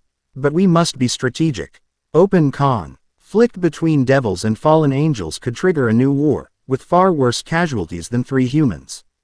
Before Naruto could respond, a new magical circle appeared, crimson this time. Rias Grimori emerged from it, along with Akeno and Kiba. I came as soon as Tsubaki contacted me, Rias said, approaching them quickly. Fallen angels, here at the academy. What did they want? Sona briefed her quickly on the confrontation while Naruto observed the interaction between the two devil heiresses. There was clear friendship there, but also a subtle competitiveness, each wanting to take the lead, with slightly different approaches to the situation. This is concerning, Rias said when Sona finished. They're growing bolder. First the stray devil incursions, now this direct challenge. And their sudden interest in sacred gears. Sona added, it can't be coincidence. Rias turned to Naruto. What do you think? You've been quiet. Naruto considered the question. I think there's more happening than just fallen angels hunting sacred gears. They mentioned their leader's orders, but seemed uncertain about them. And the timing aligns with these energy fluctuations you've been detecting. You believe the two are connected? Rias asked. It's worth investigating. If chakra has been leaking into this world for centuries, it's had to go somewhere, affect something. Maybe it's influencing these sacred gears. Or the fallen angel's interest in them. Rias and Sona exchanged thoughtful glances. A reasonable theory, Sona acknowledged. Regardless, we need to protect the potential sacred gear users. I suggest we divide responsibility. I'll continue monitoring Hyodo, Rias agreed. He'll be safest here at the academy where both our peerages can respond quickly if needed. That'll Avs the nun and the unknown third wielder, Sona said. I can assign members of my council to investigate the latter. What about the nun? Naruto pressed. Rias hesitated. The church complicates matters. If we approach someone under their protection, it could be seen as aggressive action. So we do nothing. Naruto shook his head. I don't accept that. If she's in danger, she deserves protection regardless of her affiliations. I agree, came a new voice. They turned to see a beautiful young woman with long black hair and violet eyes approaching, Akano Himehime, Rias's queen. The politics of our factions shouldn't condemn an innocent to death, Akano continued. Especially when we have the means to help. Naruto nodded gratefully at her support. Rias sighed. I understand the sentiment, but we must be pragmatic. Direct intervention could have far-reaching consequences. Then don't intervene directly, Naruto suggested. Let me do it. I'm not bound by your faction's rules or history. You're allied with us now. Sona pointed out. The fallen angels have already seen you with me. They'll assume you're acting on our behalf. Not if I'm careful, Naruto countered. I can observe discreetly, only stepping in if absolutely necessary. Rias considered this. It could work, as long as you don't use obviously demonic abilities or appear to be acting under our orders. I have plenty of techniques that won't be mistaken for devil powers, Naruto assured her. Very well, Rias conceded. But I want Kiba with you, at a distance, as backup only. Kiba nodded his agreement. I can maintain surveillance without being detected. And our training session? Naruto asked. Postponed until we resolve this situation, Rias replied. This takes priority. Sona adjusted her glasses. Now that we have a plan, we should implement it immediately. The fallen angels gave us until sunset, but I wouldn't trust them to honor that deadline. As the devils began organizing their response, Naruto found himself impressed by their efficiency despite their young appearances. Both Rias and Sona displayed leadership skills that belied their seeming age, quickly assigning tasks and coordinating resources. I need the nun's location, Naruto said once the initial preparations were underway. She was last seen near the abandoned church on the east side of town, Kiba informed him. It's been a fallen angel hideout for months now. But we've avoided confrontation due to territorial agreements. If she's at a fallen angel base, she's already in danger, Naruto pointed out. Which is why we'll need to be extremely cautious. Kiba agreed. I'll show you the location, but we should change into less conspicuous clothing first. School uniforms tend to stand out. Naruto nodded and turned to Rias and Sona. We'll head out as soon as we're ready. How will we stay in communication? Rias approached, holding out a small object that resembled a crimson crystal. This is linked to a matching stone I carry. Channel a small amount of energy into it, and I'll be alerted. For emergencies only. Naruto accepted the crystal, tucking it into his pocket. Understood. Anything else I should know about this church or the fallen angels? The church itself has been deconsecrated, Sona explained. It's no longer holy ground, which is why fallen angels can use it freely. There may be exorcists our king with them, humans trained to fight supernatural beings, particularly devils. They're dangerous in their own right, Rias added. Equipped with light-based weapons that are especially harmful to devils. Noted, Naruto said. We'll be careful. Within the hour, Naruto and Kiba had changed into casual clothing and made their way toward the abandoned church. They approached cautiously, using the surrounding forest for cover as they observed the building from a distance. The church stood on a hill, isolated from the rest of the town.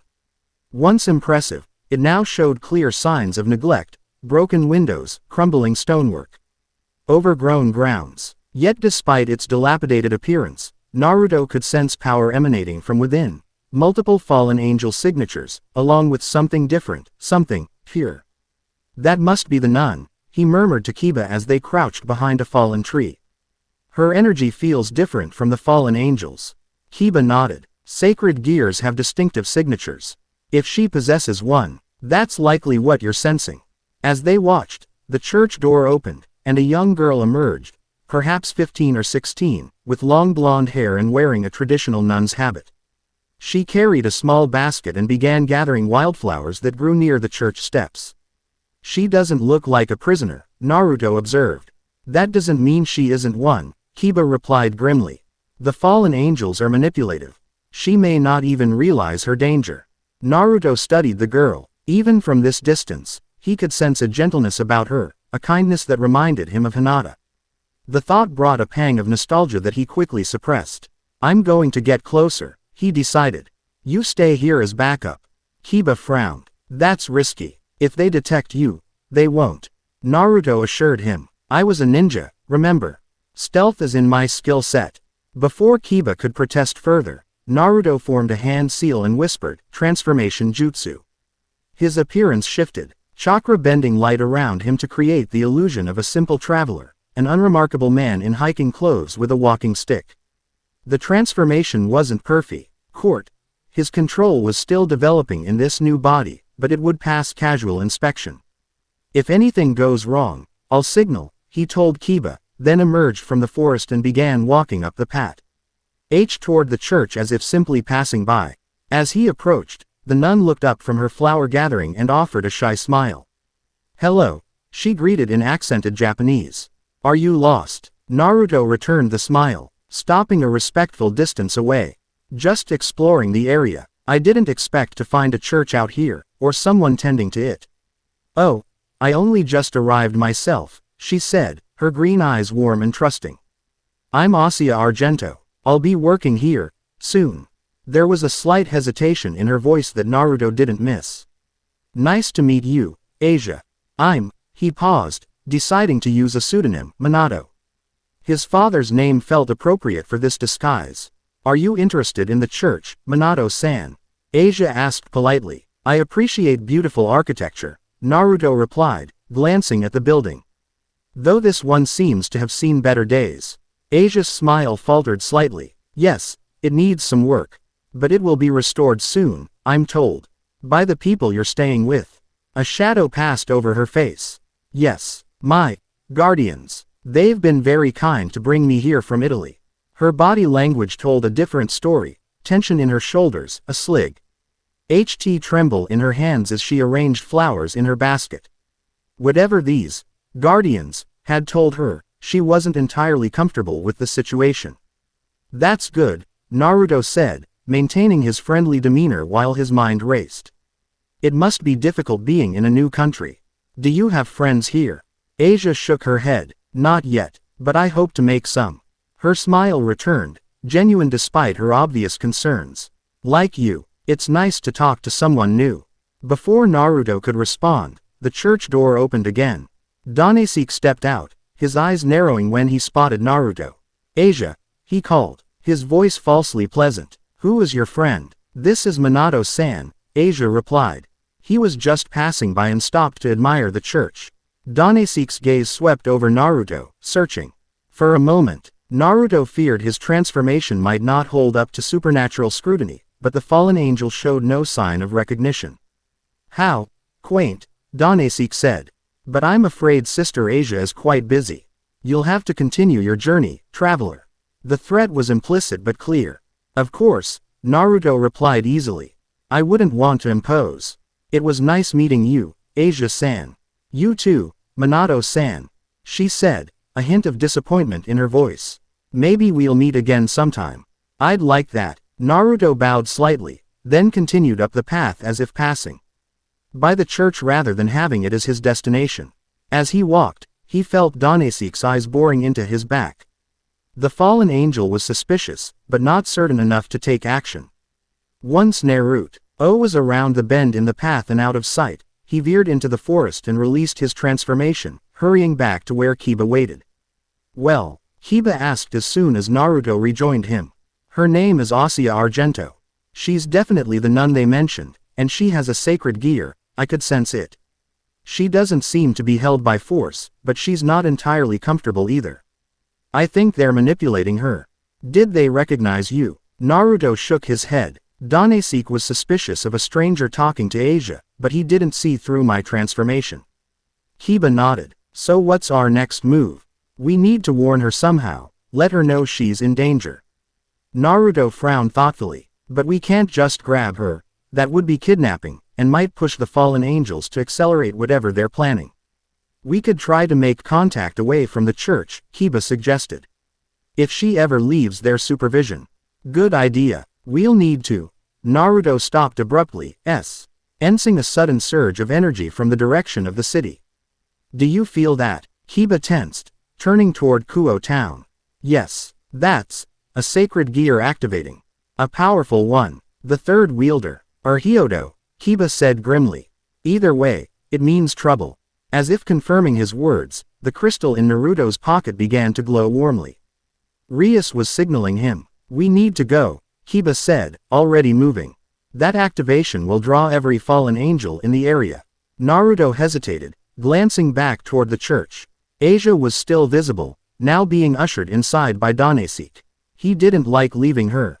But the immediate threat was elsewhere. Lead the way, he told Kiba, and they raced back toward town. They followed the energy signature to a park near the shopping district.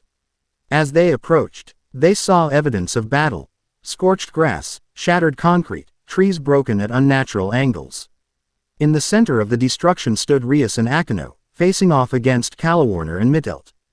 Between them lay a boy in a Kuo Academy uniform, bleeding from a vicious wound in his abdomen. Issei Hyodo, Kiba identified the wounded student. Looks like they got to him before Rias could. Naruto assessed the situation quickly. The fallen angels appeared injured but still combat ready. Rias and Akino had positioned themselves protectively over Issei's body. The boy himself was barely conscious. His life force fading rapidly. He's dying, Naruto observed. And the sacred gear, still within him, Kiba replied. They tried to extract it but failed. As they watched from the tree line, the confrontation escalated. He belongs to us, Mittelt shrieked, forming a spear of light in her hand. Our orders were clear. All sacred gear users must die. He is under my protection, Rias replied coldly. Crimson energy swirling around her. Leave now, or face the consequences. You're outnumbered, Devil Princess, Kalawarner taunted. 4 of us against 2 of you. Poor odds, even for a Grimoire. 4, Naruto murmured, scanning the area. I only see 2 fallen angels. As if on cue, 2 more figures descended from above, Danesik and a fallen angel Naruto hadn't seen before. A man with silver hair and a malicious smile. Reinforcements, Kiba whispered. We should join them. Naruto nodded. You circle around and approach from behind. I'll go in direct. Without waiting for a response, Naruto burst from the tree line, covering the distance to the battlefield in seconds. He arrived just as Danesik launched a spear of light toward Rias, who was occupied defending against Mittelt's attack. Naruto intercepted the spear, catching it with chakra-enhanced hands. The light burned against his palms, but he endured the pain and snapped the weapon in half, dissipating its energy. You, Danesik snarled, recognizing him despite the different clothing. The human from the school. I told you before, Naruto replied calmly, taking a stance between the fallen angels and the devils. I'm complicated. Kiba emerged on the opposite side of the battlefield, sword drawn and ready. President, we came as soon as we received your signal. Perfect timing, Rias acknowledged, never taking her eyes off the fallen angels. Issei's sacred gear awakened, drawing their attention. They attacked before we could reach him. Is he still alive? Naruto asked. Barely, Akino confirmed, but without immediate intervention, he won't survive those wounds. The silver-haired fallen angel laughed. And that's exactly why you should surrender him to us now. He's going to die anif. At least his sacred gear could serve a purpose in our hands. Not happening, Ramiel, Rias stated flatly. Naruto studied the new fallen angel. Ramiel appeared different from the others, his energy signature was erratic, almost corrupted. There was something familiar about it, something that reminded him of chakra. Kurama growled within his mind. He's been exposed to chakra somehow. It's faint, but it's there. Warping his natural energy. The realization hit Naruto like a physical blow. This was what the Shinigami had warned about. Chakra affecting beings in this world, corrupting them.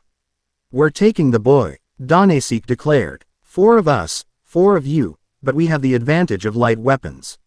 Even if you win, the collateral damage would expose your precious supernatural world to humans. Is one dying sacred gear user worth that risk? Rias hesitated, and Naruto could see her weighing the political ramifications against Issei's life.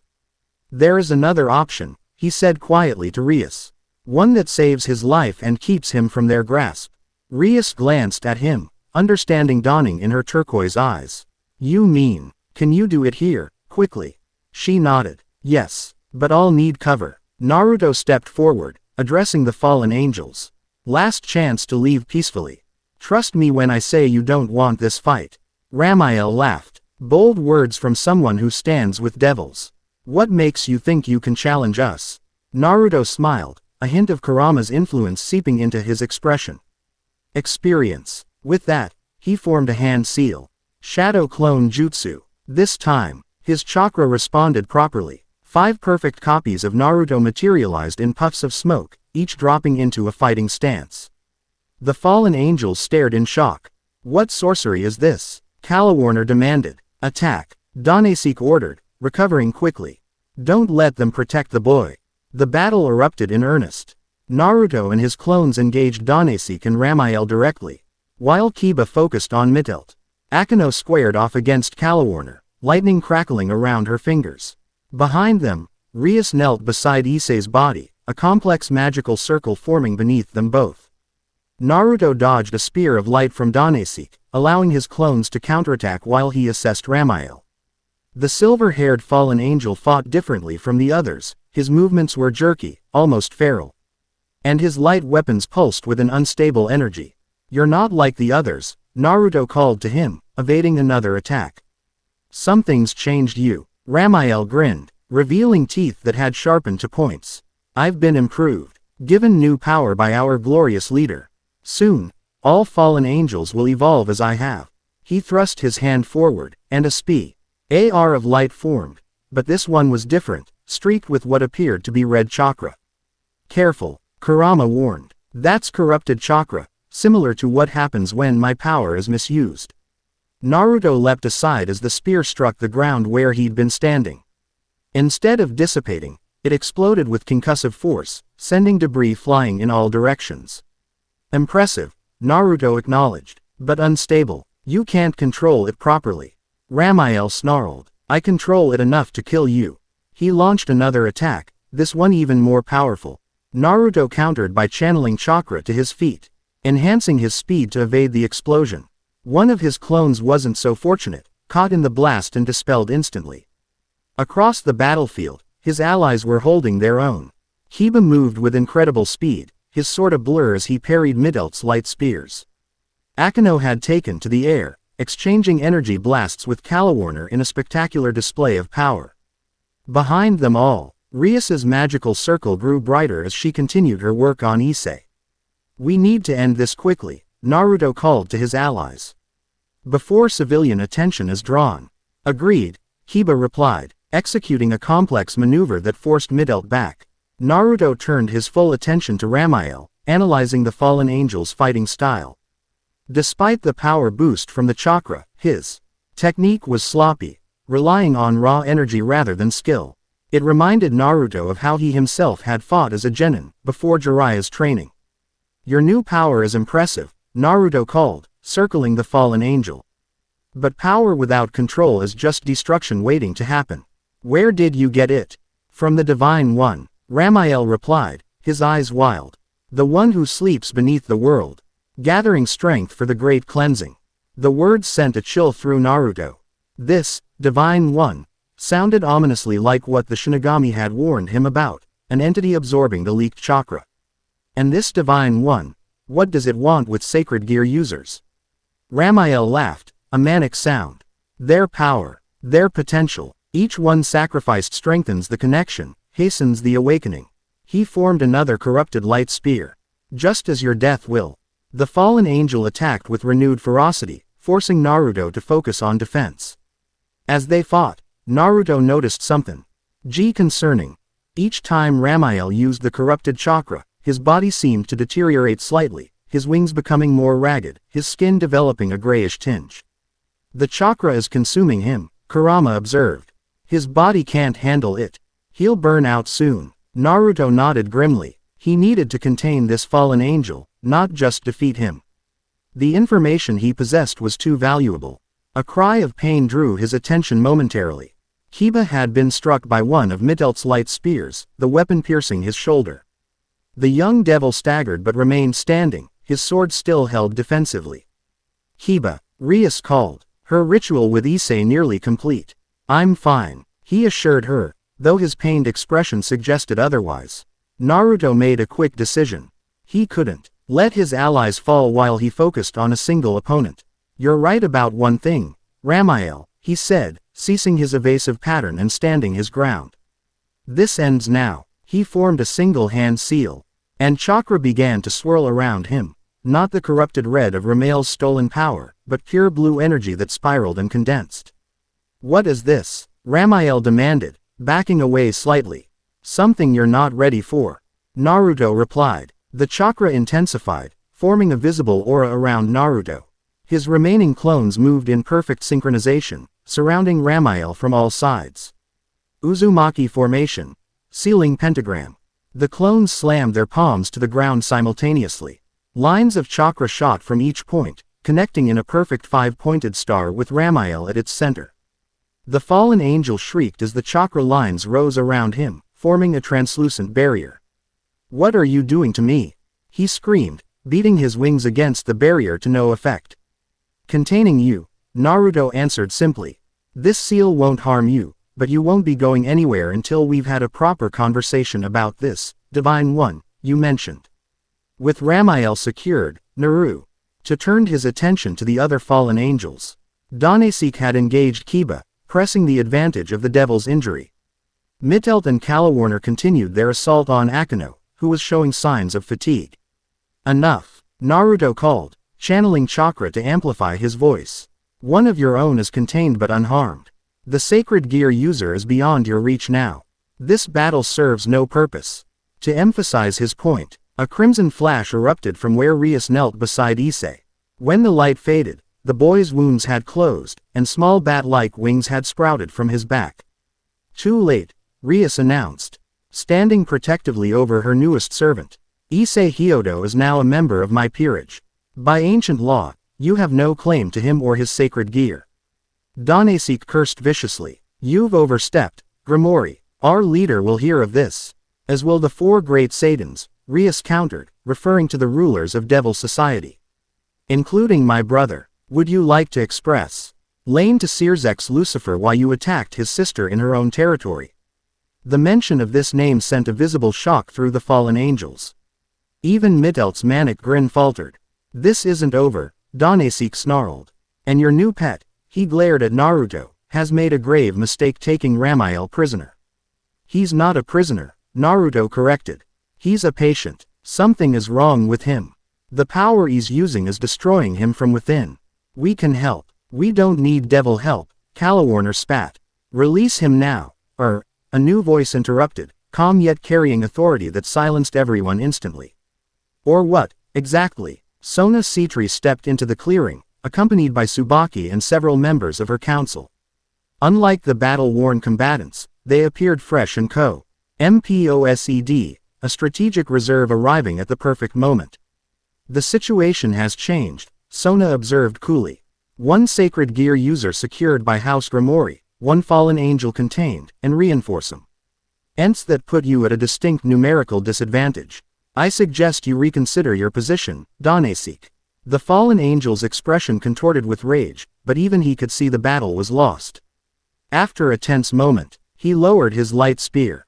This violation will be reported to Azazel, he stated. And Ramiel will be returned to us. Once we've stabilized his condition, Rias agreed diplomatically. As a show of good faith between our factions. Danesek's eyes narrowed, but he nodded curtly. 3 days. Then we come for him, with force if necessary. Acceptable, Sona replied before Rias could speak. With final glares of hatred, the remaining fallen angels took to the sky, disappearing into the gathering dusk. Once they were gone, the tension visibly drained from the devils. Kiba sank to one knee, clutching his wounded shoulder. Akeno moved to his side immediately, hands glowing with healing magic. Perfect timing, Sona, Rias said, genuine relief in her voice. We detected the power surge, Sona replied. Though I see you managed quite well even before our arrival. Her violet eyes turned to Naruto and his sealing technique. Impressive containment. Thanks, Naruto said, maintaining his focus on the seal. But it's temporary. We need a more secure location for him. The old school building, Rias suggested. My family's wards will hold him, and we can examine this corrupted energy more carefully there. Naruto nodded. Sounds good, but we have another problem. He glanced toward the church. The nun, Asia, she's still with the fallen angels, and after this confrontation, they might take their frustration out on her. Rias frowned. You think they'd harm their own ally? She's not their ally, Naruto replied. She's their tool, and based on what Ramiel said about sacrificing sacred gear users to strengthen some connection, I think she's in immediate danger. Agreed, Sona said after a moment's consideration. But we can't mount a rescue now, not with Kiba injured and a new devil to stabilize. She nodded toward Issei, who remained unconscious despite his transformation. I can go alone, Naruto offered. Absolutely not, Rias countered. That would be suicide, especially now that they know some of your abilities. Then what do you suggest? Leave her to die. A tense silence fell over the group. Naruto understood the devil's caution. They had political concerns, faction relationships to maintain, but he couldn't ignore someone in danger, not when he had the power to help. A compromise, Sona finally suggested. We secure Ramiel and tend to our wounded tonight. Meanwhile, we establish surveillance on the church. If they make any move to harm the nun, we intervene immediately. Otherwise, we plan a proper extraction for tomorrow. Naruto wanted to argue but recognized the wisdom in her approach. Charging in alone could make the situation worse. Fine, he agreed reluctantly. But the moment they move against her, we act. No political considerations, no waiting for perfect timing. Agreed. Rias and Sona exchanged glances, then nodded in unison. Agreed, Rias confirmed. Now, let's move quickly before more attention is drawn to this area. As they prepared to transport their wounded and prisoner, Naruto couldn't shake a growing sense of urgency. The pieces were starting to connect. Leaked chakra, a mysterious, divine one, gathering power. Sacrifices of sacred gear users. The catastrophe the Shinigami had warned him about was taking shape, and time was running out to prevent it. He glanced at Ramiel, contained within the sealing barrier. The fallen angel's skin had taken on an ashen quality, veins of red visible beneath the surface like cracks in porcelain. Whatever chakra had infected him was advancing rapidly. Hold on, Naruto murmured, as much to himself as to his allies. We're just getting started. Chapter 2 End. Chapter 3. The Mao's Visit. Dawn broke over Kuo town, painting the sky in hues of amber and gold. Naruto stood on the roof of the old school building, watching as the city slowly awakened. He hadn't slept. There'd been too much to do through the night. Below him, in a specially warded room, Ramiel lay unconscious. The fallen angel's condition had deteriorated rapidly after his capture, the corrupted chakra spreading through his system like poison. It had taken combined efforts from Naruto, Rias, and Akeno to stabilize him, creating a containment field that slowed the progression without fully stopping it. He won't last much longer, Kurama observed grimly. Whatever chakra infected him is consuming his life force. I know, Naruto replied quietly. But we learned something important from him before he lost consciousness. Indeed, Ramiel's fevered ramblings had provided disturbing information. A being called the Primordial was gathering power beneath the city, absorbing leaked chakra and forming connections to this world through sacrificial rituals. Sacred gear users were particularly valuable sacrifices due to their unique energy signatures. The fallen angel's leader, someone Ramiel referred to as the Enlightened One, had discovered this entity and made contact with it, receiving promises of power in exchange for service. Ramiel had been among the first to receive a blessing of this power, though it was clearly killing him instead. Naruto. He turned to find Rias approaching across the rooftop, wrapped in a crimson cloak against the morning chill. Despite having been up all night as well, she maintained her regal composure, though fatigue shadowed her eyes. How's Issei? He asked. Recovering, she replied, moving to stand beside him. The transformation was traumatic, but he's stable. Akeno is watching over him. She leaned against the railing. And our other guest?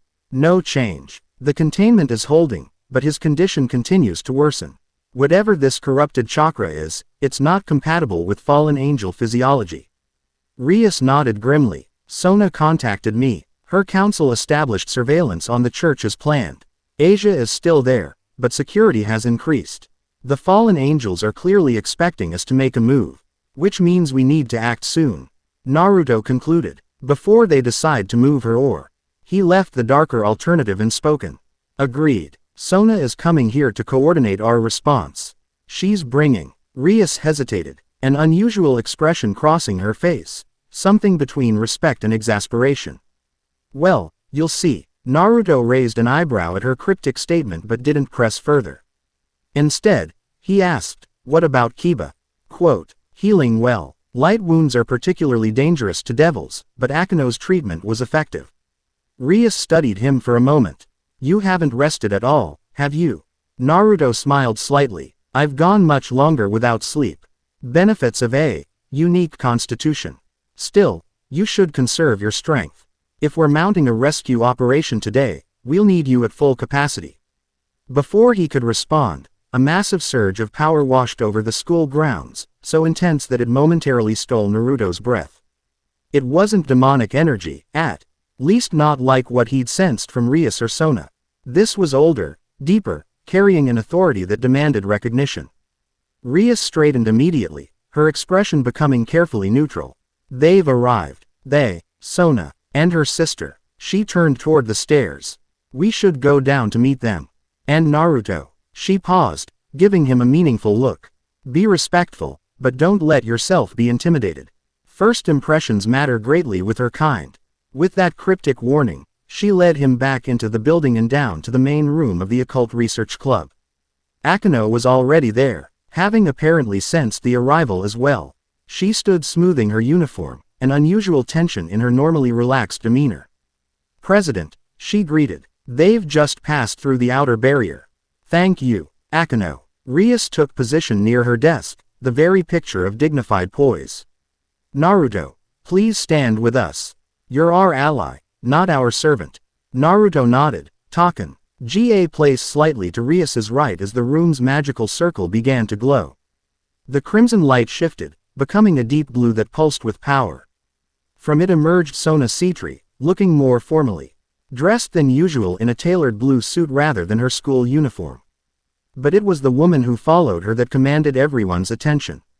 She appeared younger than Naruto had expected, perhaps in her early 20s. With a petite frame and long black hair styled in twin ponytails.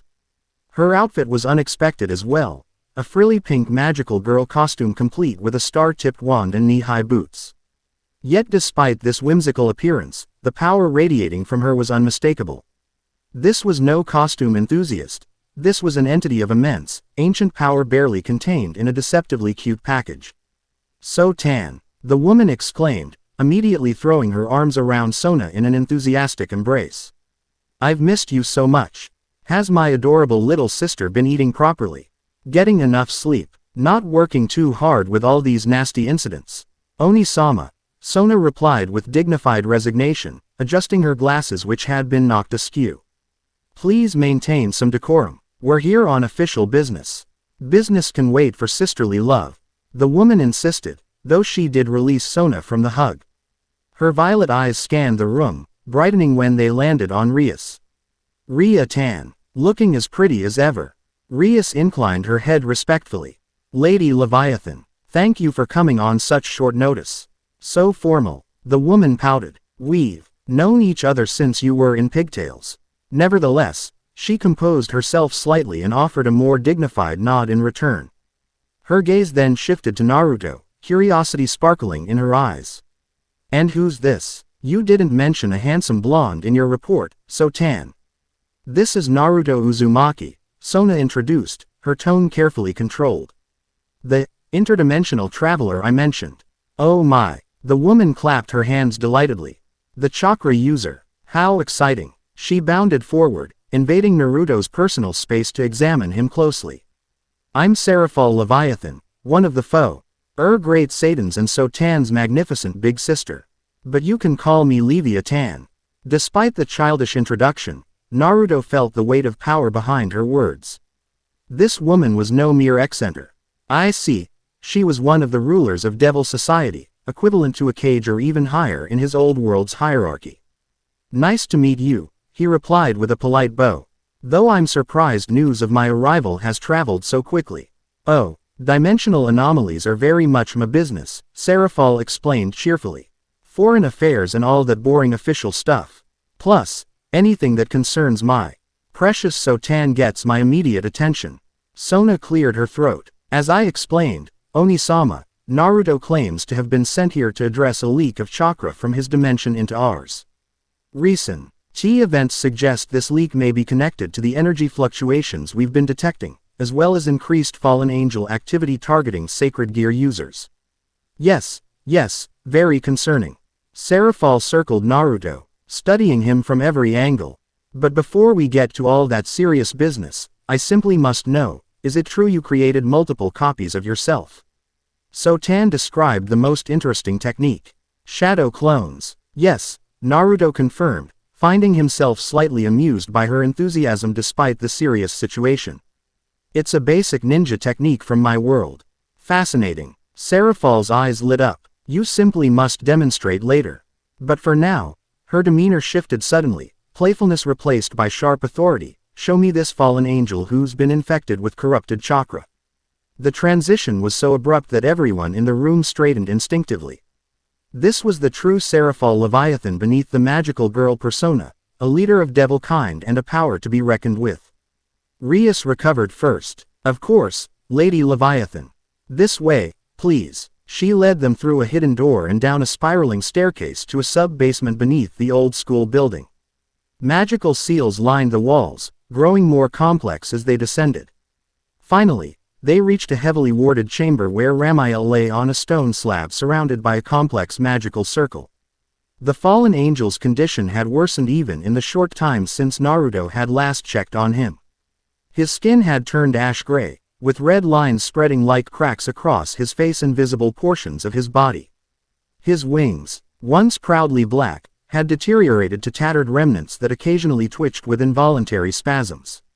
Serafall approached the containment circle, all trace of frivolity gone from her expression. She examined the fallen angel with the practiced eye of someone who had seen many magical afflictions over centuries of existence.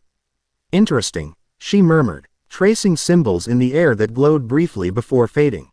This energy, it's not demonic, angelic, or draconic. Not yokai either. It's primal, raw, unrefined yet purposeful. Chakra, Naruto confirmed. Though corrupted, in my world, chakra is the combination of physical and spiritual energy, used to perform various techniques. But this, he gestured to Ramiel, this is chakra that's been twisted somehow. He mentioned an entity called the primordial, Rias added. Apparently, this being has been absorbing leaked chakra for centuries and is now attempting to fully manifest in our world through sacrificial rituals. Serafall nodded thoughtfully. That aligns with reports we've been receiving. Unusual energy signatures appearing across the globe, concentrated particularly in areas with high supernatural activity. She turned to Naruto. You say you were sent here specifically to address this leak. By the Shinigami, the death god of my world, Naruto explained. After I died there, he intercepted my soul and explained that dimensional barriers had been weakening, allowing chakra to leak through. If it continues, both worlds face destruction. Dramatic, Serafall commented, though her tone suggested she believed him. And why you specifically? Naruto hesitated, then decided on honesty. Because of my unique connection to certain powerful energies in my world. I have experience dealing with world-threatening crises, and my particular abilities make me suited for containing and redirecting chakra. Serafall's violet eyes studied him intently, seeing more than she revealed. Well, Uzumaki-kun, it seems our interests align. This primordial entity threatens the stability of our world, which makes it very much my concern as a Satan. Then you'll help us? Rias asked. Of course, but first, Serafall turned back to Ramiel. Let's see if we can extract any more information from our fallen friend here. She extended her hand over the containment circle, blue-white energy gathering at her fingertips. This may be unpleasant to watch, she warned before pressing her palm to an unseen barrier above Ramiel. Power surged through the room, cold and ancient. Frost formed briefly on the walls before melting away. Ramiel's body arched upward, his eyes flying open as he gasped for breath. Extraction magic, Sona explained quietly to Naruto. My Ister is forcibly stimulating his consciousness. Isn't that dangerous in his condition? Naruto asked, concerned despite the fallen angel being an enemy. Extremely, Sona confirmed. But we need information, and he likely won't survive much longer regardless. Serafall spoke in a language Naruto didn't recognize, harsh and commanding. Ramiel responded in the same tongue, his voice barely a whisper. This exchange continued for several minutes, the fallen angel growing visibly weaker with each response. Finally, Serafall stepped back, allowing Ramiel to collapse back onto the slab. His eyes rolled back, and his breathing became shallow once more. What did you learn? Rias asked. Serafall's expression was grave as she turned to face them. The situation is worse than we thought. This ordeal has been manipulating events from the shadows for centuries, possibly millennia. The recent acceleration isn't random, it's responding to your arrival, Uzumaki-kun. Naruto frowned. Why would my presence trigger it? Because you're a source of pure, uncorrupted chakra, Serafall explained. You're a threat to its plans, but also potentially a tremendous power source. It's accelerating its timeline, attempting to complete its manifestation before you can interfere. That explains the sudden interest in sacred gear users, Sona observed. They're being sacrificed to strengthen its connection to our world. Exactly. Serafall nodded. And the fallen angels aren't the only ones being manipulated. Ramiel mentioned a group called the Chaos Covenant, supernatural beings from Var. IOUS factions who've pledged themselves to the primordial in exchange for power. Like the corrupted chakra that's killing him, Naruto noted. Yes, though apparently some hosts tolerate it better than others. Serafall sighed. This enlightened one, leading the fallen angels, is merely a lieutenant in a much larger organization. Did he say anything about the nun? Naruto asked urgently. Asia Argento. She's scheduled for ritual sacrifice tonight, Serafall confirmed gravely. Her sacred gear, Twilight Healing, is particularly valuable for the ritual. Something about its connection to both life and death energies creating an ideal conduit. Naruto's expression hardened. Then we move today. No more waiting. Agreed, Rias said, but we need a plan. The church will be heavily guarded, now we know we're facing more than just a few fallen angels. I can provide some assistance, Serafall offered. While I can't officially intervene in fallen angel territory without risking political complications, I can ensure you have what you need for a successful extraction. What about this Chaos Covenant? Sona asked. If they're involved, we could be facing enemies from multiple factions. A definite possibility, Serafall acknowledged, which is why we need to approach this strategically. She turned to Naruto. Your abilities are unfamiliar to our enemies, which gives us an advantage. Would you be comfortable taking a leading role in this operation? Naruto nodded without hesitation. I've led missions like this before. My shadow clones can provide reconnaissance without risking lives. And I have techniques specifically designed for extraction and protection. Perfect. Serafall clapped her hands, some of her magical girl persona returning. Then let's move to planning. But first, she glanced at Ramiel. A small matter to address. She extended her hand once more, this time forming a small sphere of concentrated magical energy. He won't survive much longer, and his suffering serves no purpose now that we have what we need. Before anyone could object, she released the energy into the containment field. It washed over Ramiel in a gentle wave, and his pained expression relaxed as his breathing stopped. Within seconds, his body began to crystallize, turning to a fine blue-white dust that sparkled briefly before dissipating completely. A mercy, Serafall said quietly. And a precaution. The corrupted chakra was close to breaking containment. The room fell silent for a moment, each person processing what they'd witnessed in their own way. Naruto found high MSELF respecting Serafall's decisiveness, even as he noted the casual power she wielded. In his world, she would have been considered cage level at minimum. Now then, she continued, her tone brightening. Shall we discuss how to rescue this nun and disrupt a world-threatening ritual? I do so love a good strategic planning session. They returned to the main club room, where Akino had prepared tea. Kiba had joined them as well. His injured shoulder bandaged but his movement only slightly impaired. On Rias's couch lay Issei, still unconscious from his transformation but showing signs of improv. Ement. Occasional twitches and mumbled words suggesting he was dreaming rather than comatose. For the next hour, they developed their plan. Naruto's shadow clones would provide real-time surveillance of the church and surrounding area. Hiba and Kaneko would create a diversion at the east side of the property while Naruto, Rias, and Akino entered from the west. Sona and her council would establish a perimeter, preventing reinforcements from arriving and maintaining barriers to contain any supernatural energy that might draw human attention. "What about you, Lady Leviathan?" Hiba asked. "Will you be joining the operation?" "Sadly, no," Serafall replied with a dramatic sigh. "Official Satan business keeps me firmly in the strategic oversight role for this one. Direct intervention could trigger all sorts of nasty diplomatic incidents." She winked. "But I'll be nearby, just in case things go catastrophically wrong." "There's one more thing we should consider," Naruto said. "Asia isn't the only sacred gear user they've targeted. There could be others being held for the ritual as well." "A valid point," Sona acknowledged. "We should be prepared for additional extractions. I've taken the liberty of having my familiars search for any unusual movements in the city," Rias added. "If they're bringing in other victims, we might be able to intercept them before they reach the church." Serafall beamed at them all. "So organized, so tactical. My adorable little sister and her friends are such professional devil leaders." Sona closed her eyes briefly, as if praying for patience. "Oni-sama, please focus." "I am focused," Serafall protested. "Multitasking is a Satan specialty, praising my cute Sotan while planning world-saving missions." Despite the severity of their situation, Naruto found himself smiling at the interaction.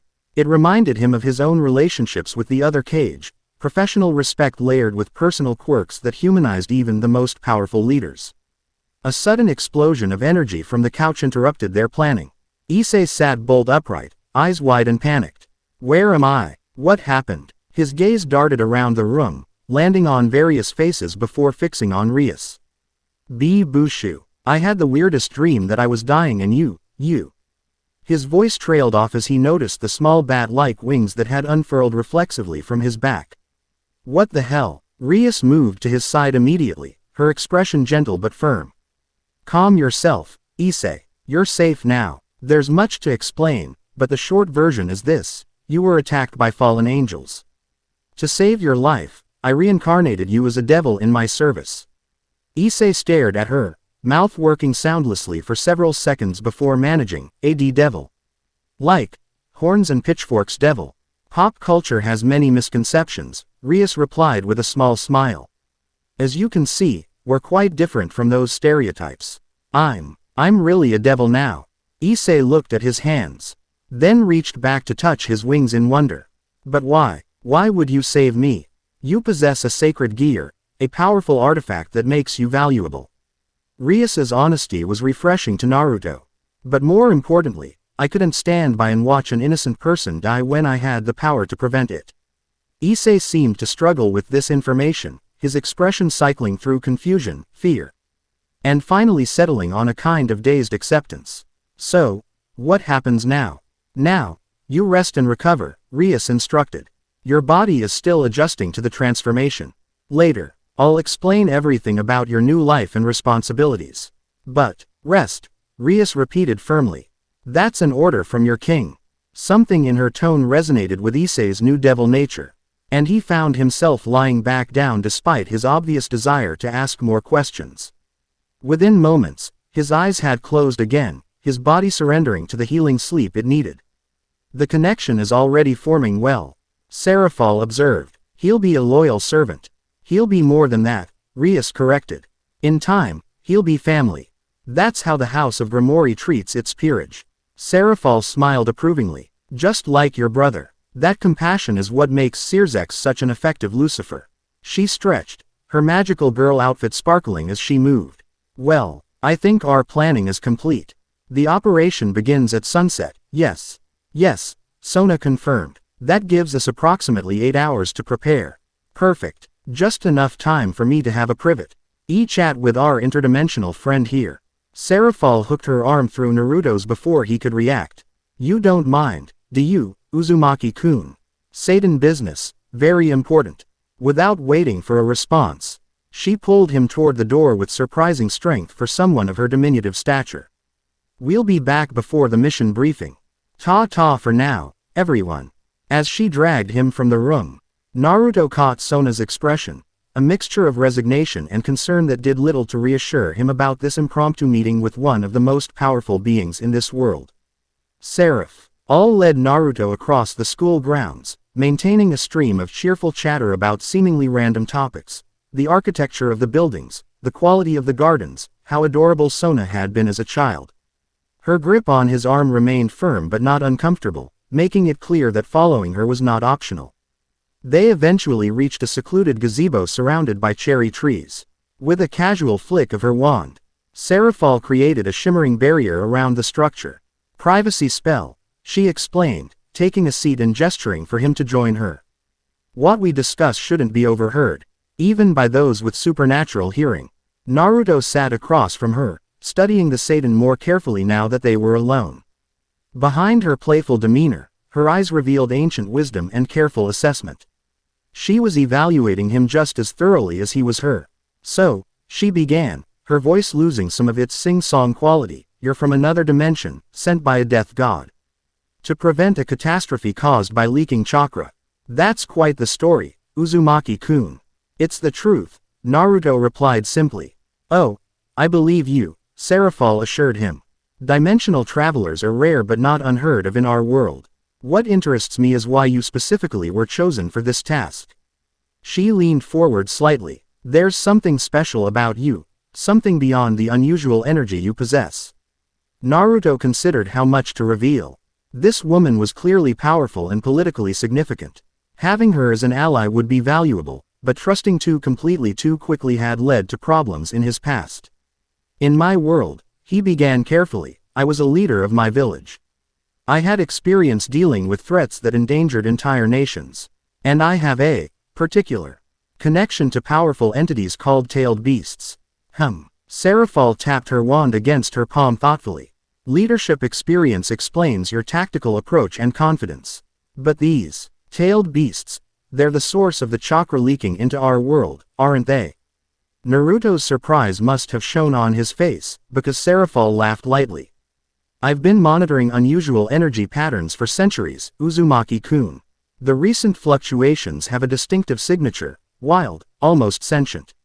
Not unlike what I sense within you, though yours is more harmonized. Controlled. You're very perceptive, Naruto acknowledged. Yes, the tailed beasts are massively powerful chakra entities. In my world, they were often sealed within human hosts, Jinchuriki, to contain and direct their power. I was one such host. Serafall caught the past tense immediately. Naruto corrected, even in this new body. Kurama, the nine-tailed fox, and I have been partners for decades. Our souls are connected across dimensions. Serafall's eyes widened with genuine delight. Fascinating. So there's another consciousness within you. Can it hear me now? Hello, nine-tailed fox-san. She's smarter than she acts. Kurama commented within Naruto's mind. And more powerful than she appears. Be careful, he says hello, Naruto replied diplomatically. And yes, he can hear you. Wonderful. Serafall clapped her hands. Now I understand why the Shinigami chose you. You're essentially a living bridge between our worlds, a connection to the very energy that's causing the problem. Naruto nodded. That's one way to look at it. But that creates both opportunity and danger. Serafall continued, her expression growing serious. If this primordial entity is absorbing leaked chakra, you would be an irresistible target, a pure, concentrated source. The fact that it's accelerating its plans since your arrival confirms this. I've considered that, Naruto admitted. But it also means I can potentially draw it out. Force it to reveal itself. Risky, Serafall observed, though sometimes the best bait is oneself. She studied him thoughtfully. You've done this before, haven't you? Offered yourself as a target to protect others. The insight was uncomfortably accurate. Throughout his life, Naruto had indeed used himself as bait or a diversion to protect his precious people. His willingness to put himself in danger had been both his greatest strength and a source of frustration for those who cared about him. "It's effective," he said simply. Serafall's expression softened, and admirable, in its way, but also potentially wasteful. "If you're truly the key to resolving this crisis, losing you prematurely would be catastrophic." "I don't plan on dying again so soon," Naruto assured her with a slight smile. "I've just started getting used to this world." "Good." Serafall's playful demeanor returned. "Because I find you absolutely fascinating, Uzumaki-kun. An interdimensional ninja with a fox spirit partner. You're the most interesting thing to happen to the supernatural world in centuries." Her enthusiasm seemed genuine, though Naruto suspected there were layers of calculation beneath it. Still, he found himself liking the Satan despite her eccentricities, or perhaps because of them. She reminded him a bit of himself in his younger days, when he'd used an outgoing personality to mask deeper thoughts and concerns. "So what now?" he asked. "You wanted this private conversation for a reason." "Sharp, too." Serafall winked. "Yes, I had several reasons. First, to assess you personally without my sister's or Rias's influence. Second, to offer you something they cannot. Which is official recognition and protection from the Satan government." Serafall straightened, suddenly every inch the leader despite her magical girl outfit. "As Leviathan, I oversee foreign affairs. That includes interdimensional visitors and threats. I can classify you as a special diplomatic envoy, which grants you certain rights and protections across supernatural territories." Naruto raised an eyebrow, surprised by the offer. "That sounds politically significant." "It is," Serafall confirmed. "It would place you under my direct authority rather than having you operate solely as an ally of the Grimoire and Citri houses. It would also allow me to allocate resources to your mission without going through normal bureaucratic channels." "And what would you want in exchange?" Naruto asked, knowing there had to be conditions. Serafall smiled approvingly at his caution. "Information, primarily. Everything you learn about this primordial and the chakra leakage. Access to study your abilities, purely for research purposes, of course. And your agreement to consult with me before taking any major actions that could affect the supernatural world's stability." Naruto considered the offer. It seemed reasonable, even generous. Having a Satan's backing would certainly make his mission easier. Yet he sensed there was more to it than Serafall was explicitly stating. "Why?" he asked finally. "Why invest this much in someone you've just met? Someone who isn't even from your world?" Serafall's expression turned serious again. "Because threats to dimensional stability are exceptionally rare and catastrophically dangerous. Because your arrival coincides with patterns I've been monitoring with growing concern for decades. And," she hesitated, then continued more quietly, "because I've seen what happens when worlds collide, Uzumaki-kun. The great war between our factions nearly destroyed reality itself. I have no desire to witness something similar caused by this primordial entity." Her sincerity was evident, and Naruto found himself nodding. "All right, I accept your offer, with one condition of my own. Which is, my primary alliances remain with Rias and Sona," he stated firmly. "They were the first to help me in this world, and I won't abandon those bonds for political convenience. Whatever arrangement we make has to respect those relationships." For a moment, Serafall's expression was unreadable. Then she broke into a genuine smile, different from her usual exaggerated cheerfulness. "Loyalty. I value that greatly, Uzumaki-kun." She extended her hand. "Your condition is accepted. Consider yourself a special diplomatic envoy under the protection of Leviathan, while maintaining your personal alliances with the houses of Grimoire and Citri." They shook hands, and Naruto felt a brief tingle of magic sealing their agreement. Nothing forceful or binding like a contract, but rather a magical acknowledgement of their arrangement. "Excellent." Serafall stood, twirling her wand with a flourish. "Now, before we return, there's just one more tiny little thing." "What's that?" "A demonstration." Her eyes sparkled with excitement. "I simply must see one of your techniques up close. Something impressive. Something that showcases what makes chakra different from our magic." Naruto couldn't help but chuckle at her enthusiasm. "All right, one demonstration." He stood, moving to the center of the gazebo where there was more space. After considering what might best showcase chakra's unique properties, he decided on a technique that was visually impressive yet controlled enough for the limited space. In my world, he explained, chakra allows us to manipulate natural energy in ways that combine spiritual and physical power. This technique is called Rasengan, the spiraling sphere. Naruto held out his right hand, palm up. Chakra began to gather, swirling visibly as it condensed into a spinning orb of blue energy. The Rasengan hummed with contained power, casting azure light across the gazebo interior. Beautiful, Serafall breathed, her eyes wide with genuine wonder. The energy structure is incredibly complex, layers upon layers of rotation in different directions, creating a self-sustaining matrix. It's like a miniature storm contained in your palm. Her technical assessment surprised Naruto. Beneath the playful exterior, Serafall clearly possessed deep understanding of magical theory. What does it do? She asked, circling him to view the technique from different angles. It's primarily an offensive technique, Naruto explained. When it hits a target, the spinning energy grinds against whatever it touches while also delivering a massive concussive impact. It can tear through steel and stone easily. Fascinating. The applications for such precise energy manipulation. Serafall trailed off, clearly envisioning possibilities. Quote, could you demonstrate its effect on something? Naruto looked around, then pointed to a large rock at the edge of the gazebo. That would work. Serafall nodded eagerly and created a small barrier around the rock, presumably to contain any debris. Naruto approached it, Rasengan still spinning in his palm, and thrust the technique into the stone. The effect was immediate and dramatic. The rock didn't simply break, it disintegrated. Particles swirling in the pattern of the Rasengan before settling as fine dust within Serafall's containment barrier. Magnificent, she exclaimed. The precision of the destruction. It's not just raw power, it's intelligent application of force. Our magic can achieve similar results, but usually with much broader effect or specific elemental properties. Naruto allowed the remaining energy to dissipate from his palm. That's actually one of my simpler techniques. In my prime, I had access to much more powerful variations. In your prime? Serafall questioned. You speak as if you were older than you appear. I was, Naruto confirmed. In my original life, I died as an old man. The Shinigami gave me this younger body for my mission here, but my soul remembers decades of experience. Curiouser and curiouser, Serafall murmured. An old soul in a young body, carrying the power of a tailed beast across dimensions. You really are a remarkable puzzle, Uzumaki-kun.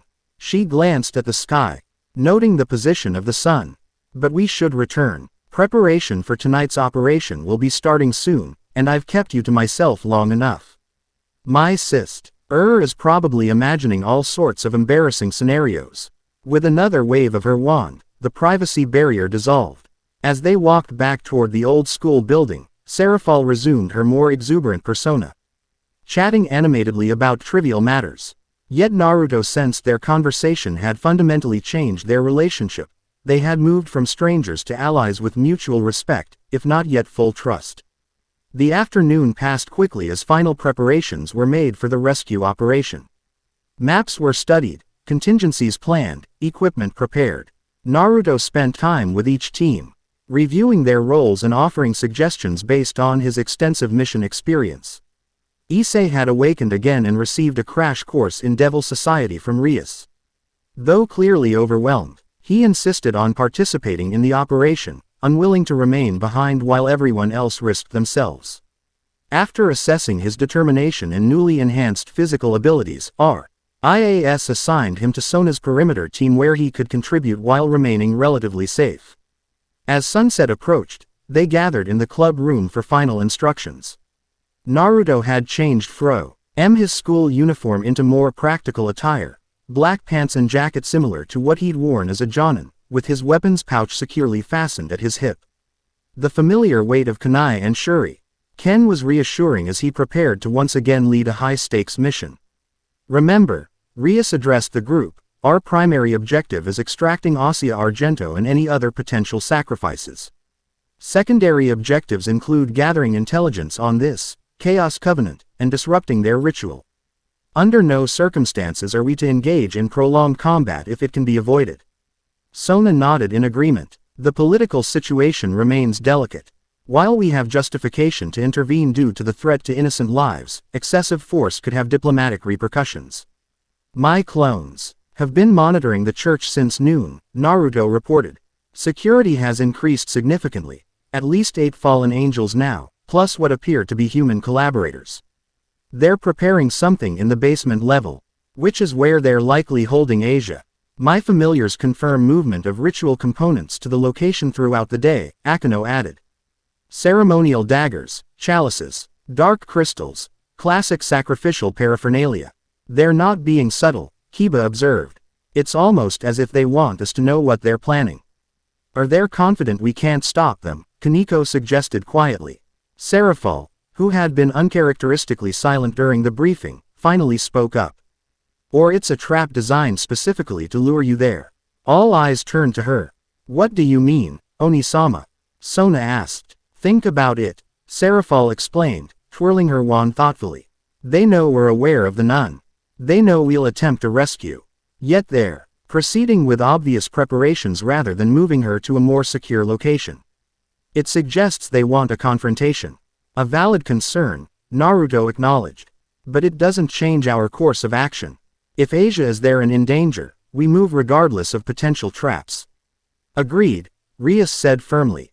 We'll simply maintain heightened awareness and be prepared for surprises. Serafall nodded, apparently satisfied with their determination. Very well. As discussed, I'll be monitoring from a distance. If the situation becomes truly dire, I'll intervene, political consequences be damned. The unexpected profanity from the usually childlike Satan emphasized the seriousness of her statement. Everyone straightened slightly, reassured by the knowledge that such powerful backup was available if needed. It's time, Sona announced, checking her watch. Teams, move to your assigned positions. Communication crystals active at all times. As they prepared to depart, Serafall suddenly darted forward and wrapped Sona in a tight hug. Be careful, Sotan, she whispered, momentarily dropping her exaggerated persona. Please, I will, Onisama, Sona promised, returning the embrace briefly before stepping back to lead her team. Naruto caught Serafall's eye as he moved to join Rias and Akeno. The Satan gave him a meaningful look that conveyed more than words, a reminder of their agreement, a request to watch over her sister. And an acknowledgement of the danger they were all facing. He nodded in silent understanding before following his team through the magical circle Akeno had prepared, teleporting them to their insertion point near the abandoned church.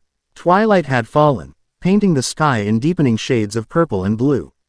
The church loomed on its hilltop, windows glowing with unnatural light that pulsed in rhythmic patterns. Even from a distance, Naruto could feel malevolent energy radiating from the building, a mixture of fallen angel power and something else, something ancient and hungry. They've already begun preliminary rituals, Akeno observed quietly as they crouched in the underbrush at the forest's edge. We need to move quickly. Naruto formed a hand seal, creating a dozen shadow clones that immediately dispersed to various positions around the church perimeter. Through their shared consciousness, he would maintain awareness of multiple angles simultaneously, a tactical advantage that had served him well throughout his ninja career. Sona's team is in position, Rias reported, a small communication crystal glowing briefly in her palm. Kiba and Oniko are ready for the diversion on my signal. Naruto nodded, feeling the familiar focus of pre-mission tension settling over him. He had led countless operations as a Jonin and later as Hokage, but each mission carried its own unique pressure, lives at stake, objectives critical, margins for error razor thin. Before we start, he said quietly, I want to try something that might give us an advantage. Rias and Akeno looked at him questioningly. In my world, I developed a technique called Sage Mode, Naruto explained. It allows me to draw in natural energy and enhance my sensory abilities dramatically. I should be able to pinpoint exactly where Asia is being held and identify potential threats before we enter. That sounds incredibly useful, Rias agreed.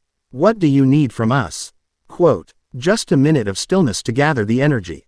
And be prepared, my appearance changes slightly when I use this technique. Without waiting for further questions, Naruto sat cross-legged on the forest floor and closed his eyes. He hadn't attempted Sage Mode since arriving in this world, unsure how the different natural energies might respond to his chakra. But the situation warranted the risk. He extended his senses, reaching out to the natural energy that flowed through all living things. Immediately, he noticed differences from his home world. This dimension's energy felt more stratified, as if organized in hierarchical layers rather than the more unified flow he was accustomed to. Careful, Kurama cautioned. The natural energy here has divine and demonic aspects intermixed. It's more volatile than what you're used to. Heeding the fox's warning, Naruto gathered the energy more slowly than usual, carefully balancing it with his own chakra. The process was like learning Sage Mode all over again, unfamiliar currents threatening to overwhelm his control if he rushed.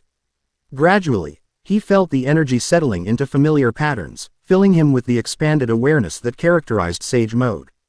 When he opened his eyes, both Rias and Akeno gasped softly. "Your eyes," Rias murmured. Naruto knew what they were seeing. His eyes had changed to amber with rectangular pupils, and red pigmentation had appeared around them. In his original body, these changes had been accompanied by a noticeable increase in physical presence, his chakra becoming dense enough to be almost visible. Sage Mode, he confirmed. Rising to his feet, his senses had expanded exponentially, allowing him to perceive energy signatures throughout the church and surrounding area with remarkable clarity. "I can feel Asia in the basement level. As we suspected, there are 11 fallen angels in and around the building, plus about 20 humans with enhanced energy signatures, probably exorcists. Can you sense any other captives?" Akeno asked. Naruto focused more intently, sifting through the chaotic energy patterns. "2 more besides Asia, both with unusual energy signatures, likely sacred gear users. One is very weak, near death. The other is stronger but restrained somehow." Locations. Rias pressed. All 3 are in what appears to be a large underground chamber. They're arranged in a triangular formation, with some kind of energy circle connecting them. Naruto frowned as he detected something else, a pulsing presence beneath the ritual circle, something ancient and malevolent that say, meant to be reaching upward through dimensional barriers. There's something else there too. Something.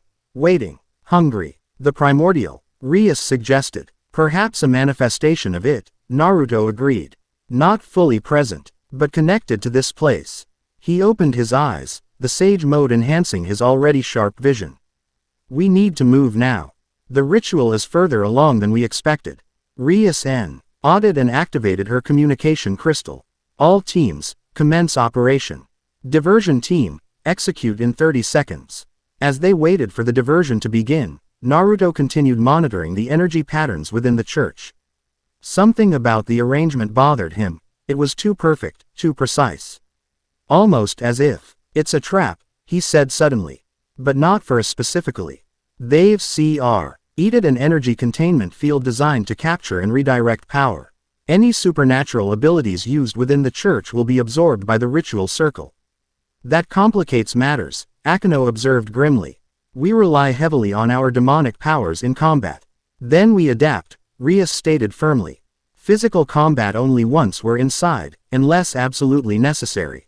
A sudden explosion rocked the eastern side of the church grounds as Kiba and Kaneko initiated their diversion. Bright flashes and the sounds of combat erupted as fallen angels and exorcists rushed to address the perceived main attack. "Now," Naruto directed, leading them swiftly toward the western entrance that had been left with minimal guards.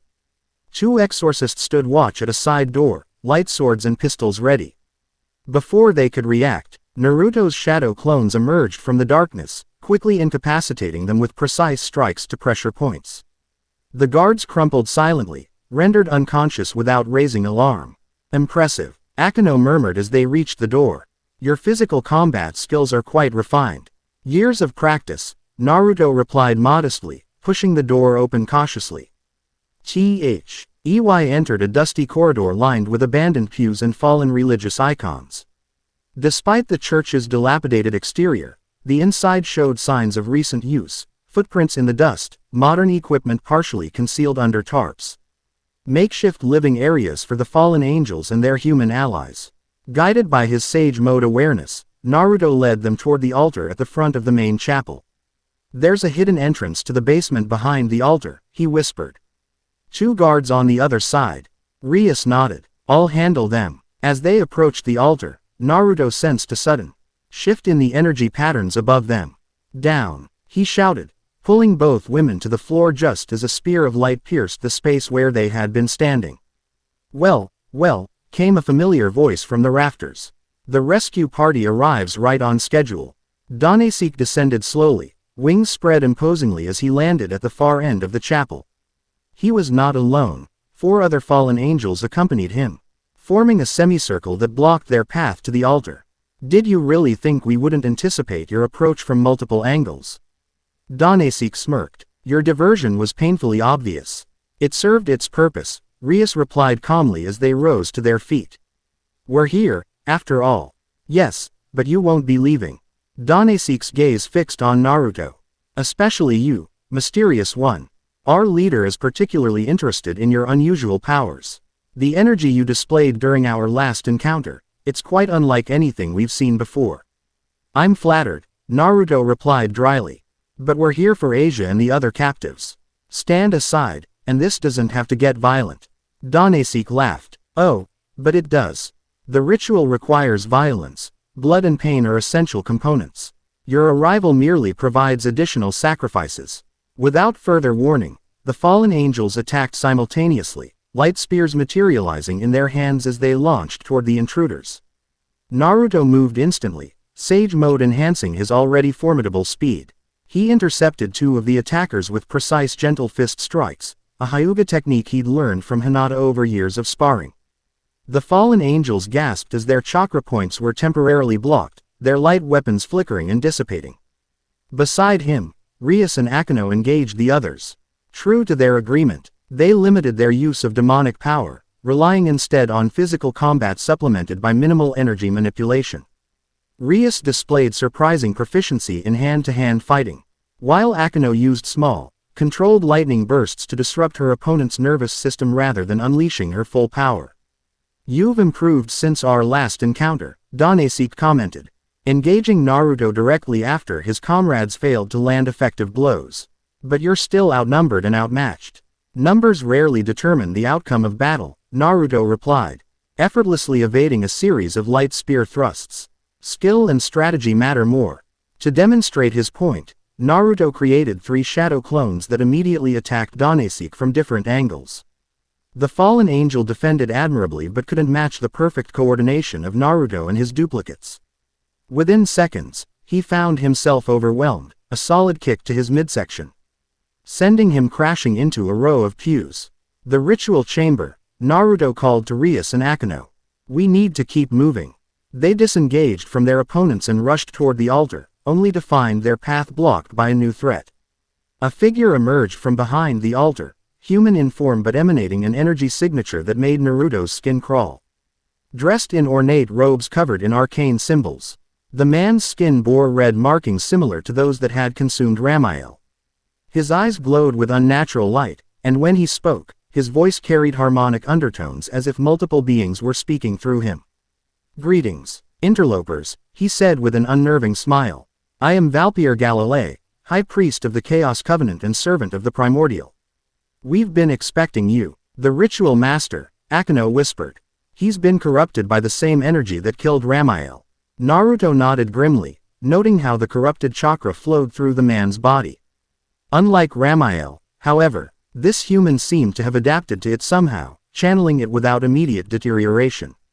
Your presence completes our gathering, Valpier continued, spreading his arms wide. Particularly you, Naruto Uzumaki, carrier of the 9-tailed fox. Oh yes, he added, noting Naruto's surprise, we know who and what you are. The Primordial has seen you across dimensions, watched your arrival with great interest. Then you know I'm here to stop whatever you're planning, Naruto replied, gathering chakra for a potential attack while maintaining his sage mode. Valpier laughed, the sound echoing unnaturally. Stop. No, you're here to contribute. Your chakra, pure and potent, will serve as the final catalyst for the Primordial's manifestation. With a gesture from the corrupted priest, the floor beneath them illuminated with complex magical circles, not the familiar crimson of devil magic, but a sickly purple-black energy that pulsed like a diseased heartbeat. Naruto sensed the trap too late. The energy surged upward, forming bonds that wrapped around their limbs and torsos, paralyzing them with shocking force. Even in Sage mode, Naruto found his movements restricted by the corrupted chakra-infused restraints. A perfect binding, Valpier observed with satisfaction. Designed specifically to counter each of your unique abilities. For devils, angelic-derived restraints. For you, shinobi of another world. Bindings infused with the very chakra you command, twisted to oppose rather than obey you. Naruto struggled against the bonds, calling upon Kurama's chakra to supplement his own. The restraints sizzled and loosened slightly but held firm. Impressive resistance, Valpier noted. But futile. The ritual is already in progress, and your struggles merely feed more energy into the system. Indeed, Naruto could feel his chakra being siphoned through the bindings, drawn downward toward the basement level where the ritual was centered. He needed to break free quickly before too much was drained. Bring them, Valpier commanded the fallen angels who had recovered from the initial confrontation. Our master awaits his honored guests. Danesek and his companions seized the restrained intruders, dragging them toward the hidden entrance behind the altar. A concealed door swung open, revealing a stone staircase descending into darkness illuminated by torches that burned with unnatural purple flames. As they were forced downward, Naruto maintained his focus, analyzing the binding spell even as he appeared to submit. The corrupted chakra had recognizable patterns, similar to sealing techniques he had encountered before, but perverted into malevolent forms. There's a weakness in the design, Kurama observed. The corruption makes it unstable. If we channel our chakra in a specific counter pattern. I see it, Naruto confirmed mentally. But not yet. Let's see what we're facing first. The staircase opened into a vast underground chamber that must have extended well beyond the church's foundation. Ancient stone pillars supported a ceiling lost in shadows, and the walls were covered in symbols that seemed to shift and move when viewed directly. In the center of the chamber stood a massive ritual circle, glowing with the same sickly purple-black energy as the bindings. At 3 equidistant points around the circle were stone altars, each holding a bound figure. Asia lay on the leftmost altar, her nun's habit replaced with a white sacrificial gown. Though conscious, she appeared drugged, her green eyes unfocused and tearful. On the rightmost altar was a young man Naruto didn't recognize, perhaps 18 or 19, wearing tattered clothing that suggested he had been captured while traveling.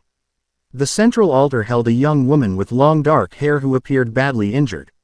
Blood staining her ceremonial gown from wounds that hadn't been treated. Standing at the head of the ritual circle was another robed figure, taller and more imposing than Valpier, with 6 black wings extending from his back that marked him as a high-ranking fallen angel. When he turned to face the new arrivals, Naruto understood immediately why Ramiel had called him the Enlightened One. The fallen angel's face was partially consumed by the same red markings that had killed Ramiel, but rather than destroying him, they seemed to have transformed him. His eyes burned with golden light, and a crown-like structure of crystallized energy had formed above his brow, giving him the appearance of a corrupted royalty. Welcome, he greeted them, his voice resonating with power. I am Kokobile, former throne of heaven, now ascendant of the primordial. You arrive at a most auspicious moment. Naruto had heard this name mentioned during their planning. Kokobile was an angel leader who had once fought in the Great War, a militarist who opposed the current peace between factions. That such a powerful figure had succumbed to corruption was deeply concerning. Kokobile, Rias addressed him, maintaining her dignity despite her bonds. This violates all agreements between our factions. The 4 great Satans will not stand for this transgression.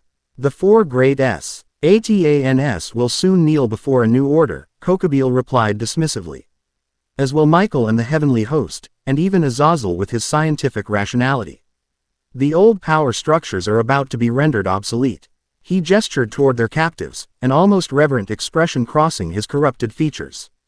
Behold the conduits through which a god will enter this world. 3 sacred gear users, each representing a different aspect of power. The healing twilight, he indicated Asia, embodying restoration and balance.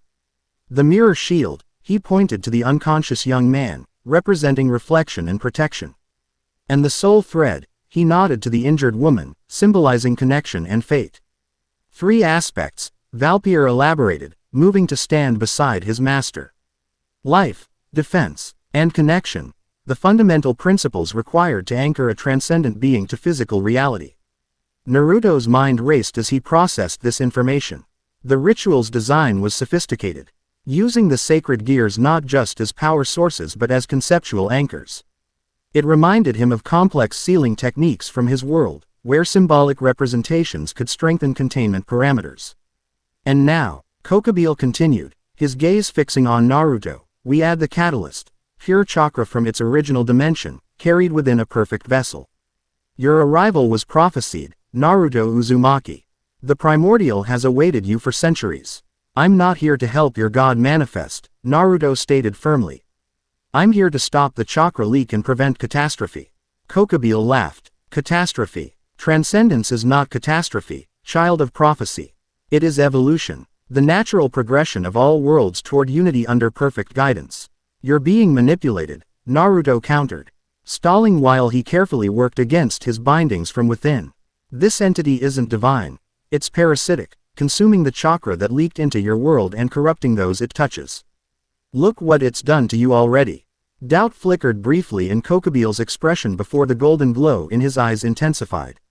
The transformation is glorious, not corrupting. I have seen beyond the veil. Experienced power your limited mind cannot comprehend. Actually, Naruto replied calmly, I understand better than you think. I've faced entities that claim to be gods before. He always promised transcendence while delivering destruction. Kokubile's face hardened. Enough debate. The celestial alignment reaches its apex in minutes. Prepare the final sacrifices. At his command, robed cultists emerged from the shadows surrounding the chamber, taking positions around the ritual circle. They began chanting in an ancient language, causing the symbols on the walls to glow more intensely. Valpier approached Asia's altar first, raising an ornate dagger above her heart. The first blood must be the purest, he intoned. The healer gives her gift willingly or unwillingly. Stop, Rias called out desperately. She's innocent in all this. Innocence is what gives the sacrifice power, Valpier replied without turning. Her purity fuels the connection. As the dagger began its descent toward Asia's chest, Naruto made his move. Having identified the pattern within his bindings, he suddenly flared his chakra in the exact counter-sequence Kurama had helped him recognize. He corrupted energy restraints shuddered, their stability compromised by the precise application of opposing force. Now, he shouted to his companions as his bindings shattered in a burst of blue-white light. Before anyone could react, Naruto had crossed the chamber in a Sage Mode enhanced flash, seizing Valpier's wrist mere inches from Asia's body. With his other hand, he delivered a precise strike to the priest's solar plexus, sending him crumpling to the ground, the ritual dagger clattering from his grasp. Impossible, Kokubile snarled. The bindings were perfect. Nothing is perfect, Naruto replied, creating shadow clones that immediately moved to free the sacrificial victims while others engaged the cultists rushing to stop them. Especially not corrupted seals. Chaos erupted throughout the chamber as Rias and Akino, inspired by Naruto's escape, redoubled their efforts against their own restraints. Drawing on their considerable power as high-class devils, they managed to shatter the bindings in near-simultaneous bursts of crimson and lightning energy. Kokubile raised his hands, summoning massive spears of light infused with the same corrupted energy that marked his transformation. Kill them all, he commanded his fallen angel subordinates. The ritual can still proceed with their corpses. The battle exploded across the chamber in violent intensity. Fallen angels clash head with devils while cultists attempted to maintain the ritual circle's integrity despite the disruption. Naruto's clones worked frantically to extract the 3 sacred gear users from their altars. While the original Naruto engaged Kokubile directly. You cannot stop what has already begun, the fallen angel leader declared, launching a barrage of corrupted light spears that moved with unnatural speed and precision. Even with Sage Mode, Naruto found himself hard-pressed to evade all the attacks. Several grazed him, leaving burning wounds that resisted his enhanced healing. The corrupted chakra in these weapons seemed specifically designed to counter his natural abilities. Maybe not, Naruto acknowledged, creating more shadow clones to divide Kokobil's attention. But I can certainly disrupt it. He gathered chakra into his palm, forming a Rasengan that pulsed with the natural energy of Sage Mode. As Kokobil focused on destroying his clones, Naruto seized the opening to charge directly at the fallen angel leader. The spiraling sphere thrust forward with all his considerable strength. Sage Art. Massive Rasengan. The technique connected with Kokobil's hastily raised defensive barrier.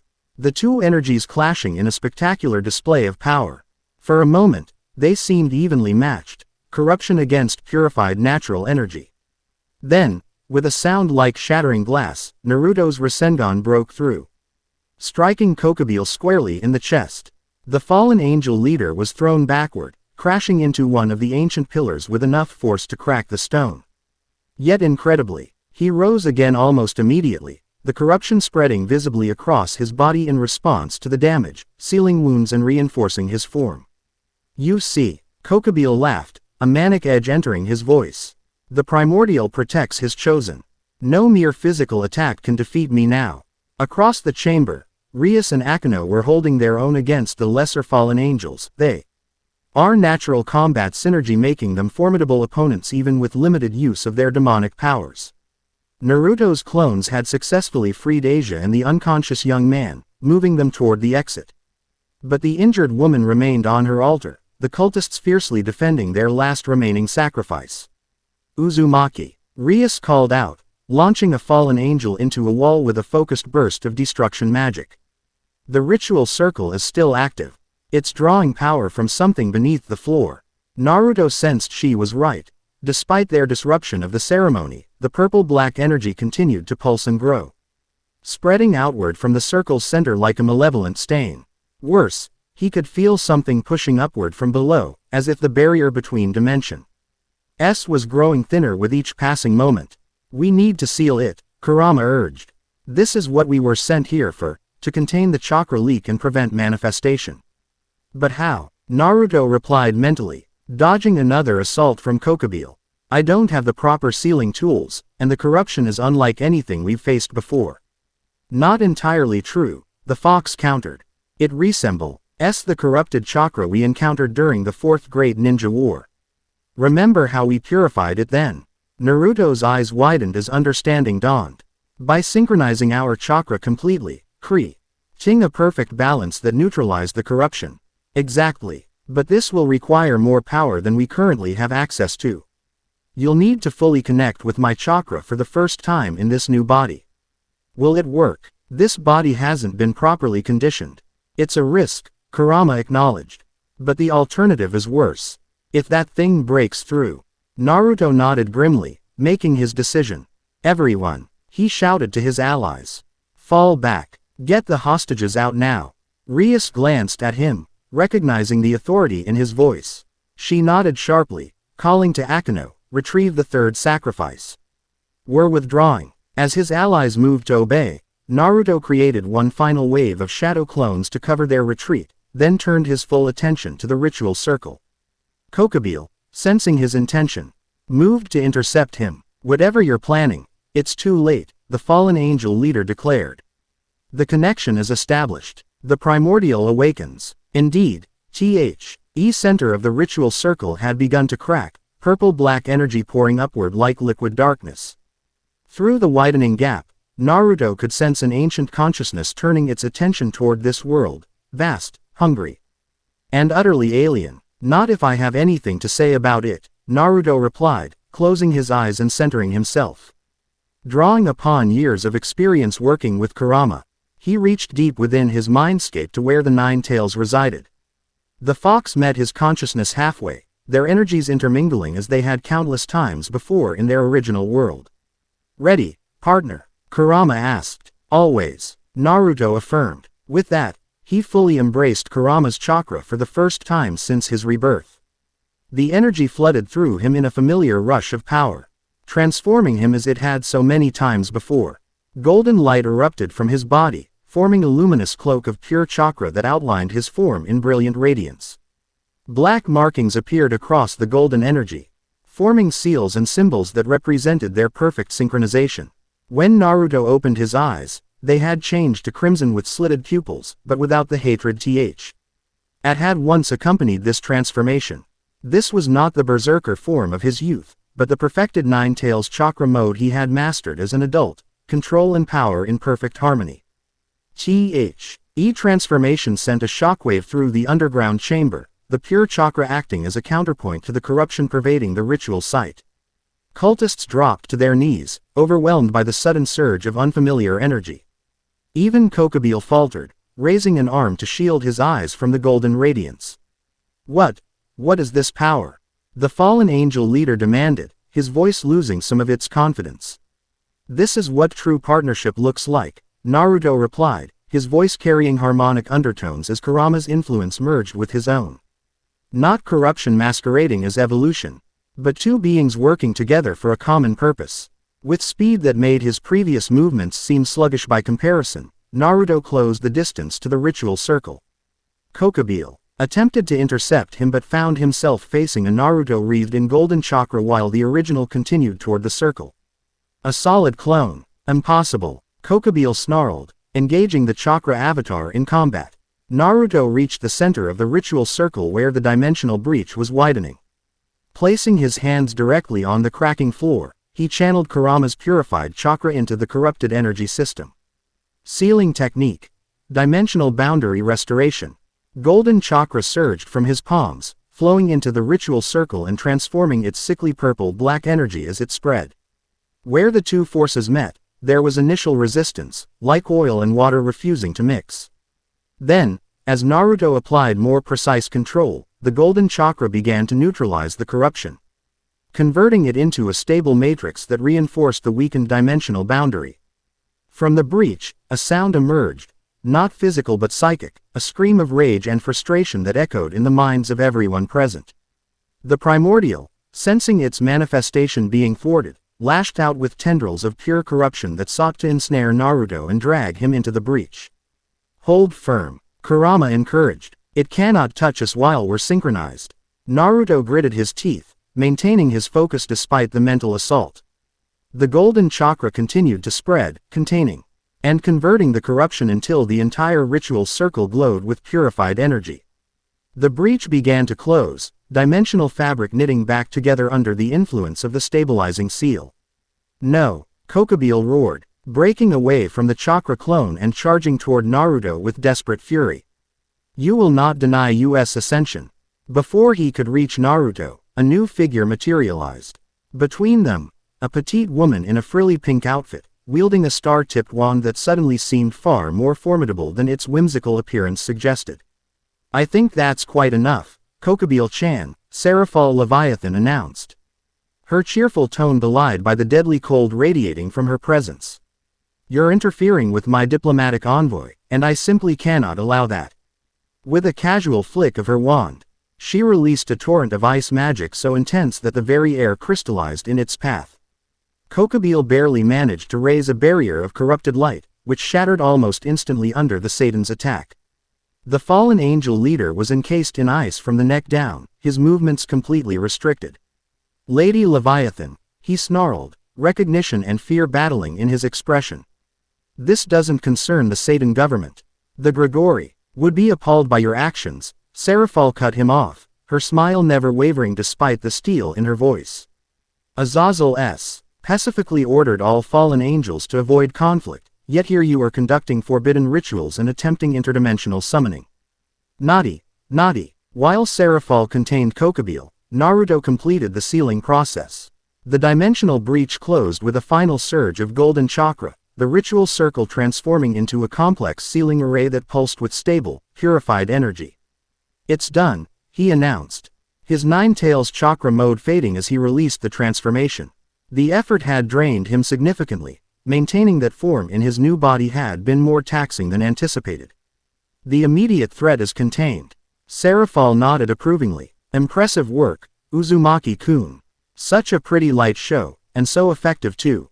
Despite her playful tone, her eyes reflected genuine admiration and a deeper understanding of what he had accomplished. She turned her attention back to Kokobile, who continued to struggle futilely against his icy prison.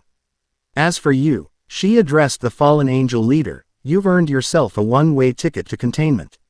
The Grigori will decide your ultimate fate, but until then, you'll be enjoying accommodations in a Rias special facility designed for naughty war criminals. With another gesture from her wand, a complex magical circle formed beneath Kokobile, different from the teleportation sigils Naruto had seen before. This one seemed designed for secure transport, with multiple layers of containment and restriction worked into its design. Wait, Kokobile called out as the circle began to glow. You don't understand what's coming. The primordial cannot be stopped so easily. It has agents throughout all factions, preparations centuries in the making. This setback means nothing in the grand scheme. Datai, lead confessions can wait for your formal interrogation, Serafall replied cheerfully.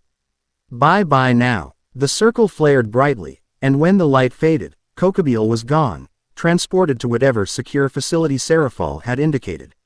With the fallen angel leader removed, Serafall turned her attention to the remaining cultists, most of whom had either fled during the confrontation or now cowered in the shadows. As for the rest of you, she called out, surrender peacefully and cooperate with our investigation, and mercy might be possible. Resist, and, well, she twirled her wand, frost crystallizing in the air around it. I'm not always as sweet as I look. The cultists, recognizing the overwhelming power difference, began emerging from hiding with hands raised in surrender. Naruto sank to one knee, fatigue washing over him now that the immediate crisis had passed. Using both Sage Mode and Nine Tails Chakra Mode in his new, unconditioned body had pushed him to his limits. You've overexerted yourself, Serafall observed, moving to his side with genuine concern. That transformation was magnificent, but clearly taxing. Worth it, Naruto replied with a tired smile. The breach is sealed, at least for now. Indeed, Serafall helped him to his feet.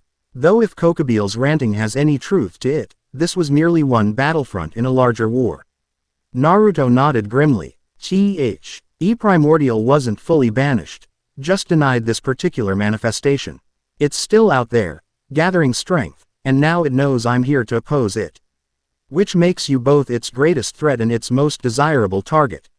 Serafall concluded. How exciting. My diplomatic envoy is central to a cosmic conflict. The paperwork will be absolutely thrilling. Despite everything, Naruto found himself chuckling at her persistent whimsy in the face of grave circumstances. What happened to the others? Did they get the hostages out safely? Oh yes, all secured and receiving treatment topside. Sona's healing team is quite efficient. Speaking of which, she gave him a critical once-over, noting his various injuries. You should join them for medical attention. As they made their way up the stone staircase, leaving devil agents to secure the ritual site, Naruto reflected on what they had accomplished, and what remained to be done. They had prevented an immediate catastrophe and rescued 3 innocent lives. But the larger threat remained. The primordial was still absorbing leaked chakra somewhere, and its agents were embedded throughout supernatural society. The church's main level was now a hive of controlled activity. Devil agents from both the Citri and Grimori factions had established a secure perimeter, treating the wounded and processing captured cultists. Rias and Sona were coordinating efforts efficiently, their natural leadership abilities evident in how seamlessly their teams worked together. When they spotted Naruto and Serafall emerging from the basement, both young devil leaders approached immediately. Naruto, Rias called, relief evident in her voice. We felt the energy surge. What happened down there? The ritual was disrupted and the dimensional breach sealed, he explained briefly. Lady Leviathan arrived just in time to contain Kokobile. Oni-sama, Sona acknowledged, adjusting her glasses. I thought you were maintaining strategic oversight only. Plans change when Satan-class threats emerge, so Tan. Serafall replied cheerfully. Besides, I couldn't let my cute diplomatic envoy face a fallen angel leader alone, could I? Sona's eyebrow twitched at both the nickname and the casual revelation of Naruto's new status. Diplomatic envoy. When did this happen? Oh, during our little chat earlier today. Uzumaki-kun is now officially under my department's protection. Isn't that wonderful? We'll be working together even more closely now. The look Sona gave Naruto suggested she had many questions about this arrangement, but professional restraint kept her from voicing them in the current setting. How are the hostages? Naruto asked, changing the subject. Asia is awake and helping with healing, Rias reported. Her sacred gear, Twilight Healing, is remarkably effective. The young man is recovering consciousness slowly, but the woman. She hesitated. Her condition is critical. The ritual drained her significantly before we could intervene. I should see if I can help, Naruto said, moving toward the makeshift medical area where Asia could be seen tending to wounded devils and rescued hostages alike. The young nun looked up as he approached, recognition dawning in her green eyes. You're the man from before. Minato-san. Naruto smiled apologetically. Actually, it's Naruto. I was in disguise when we met. I'm sorry for the deception. You came to rescue me, Asia said,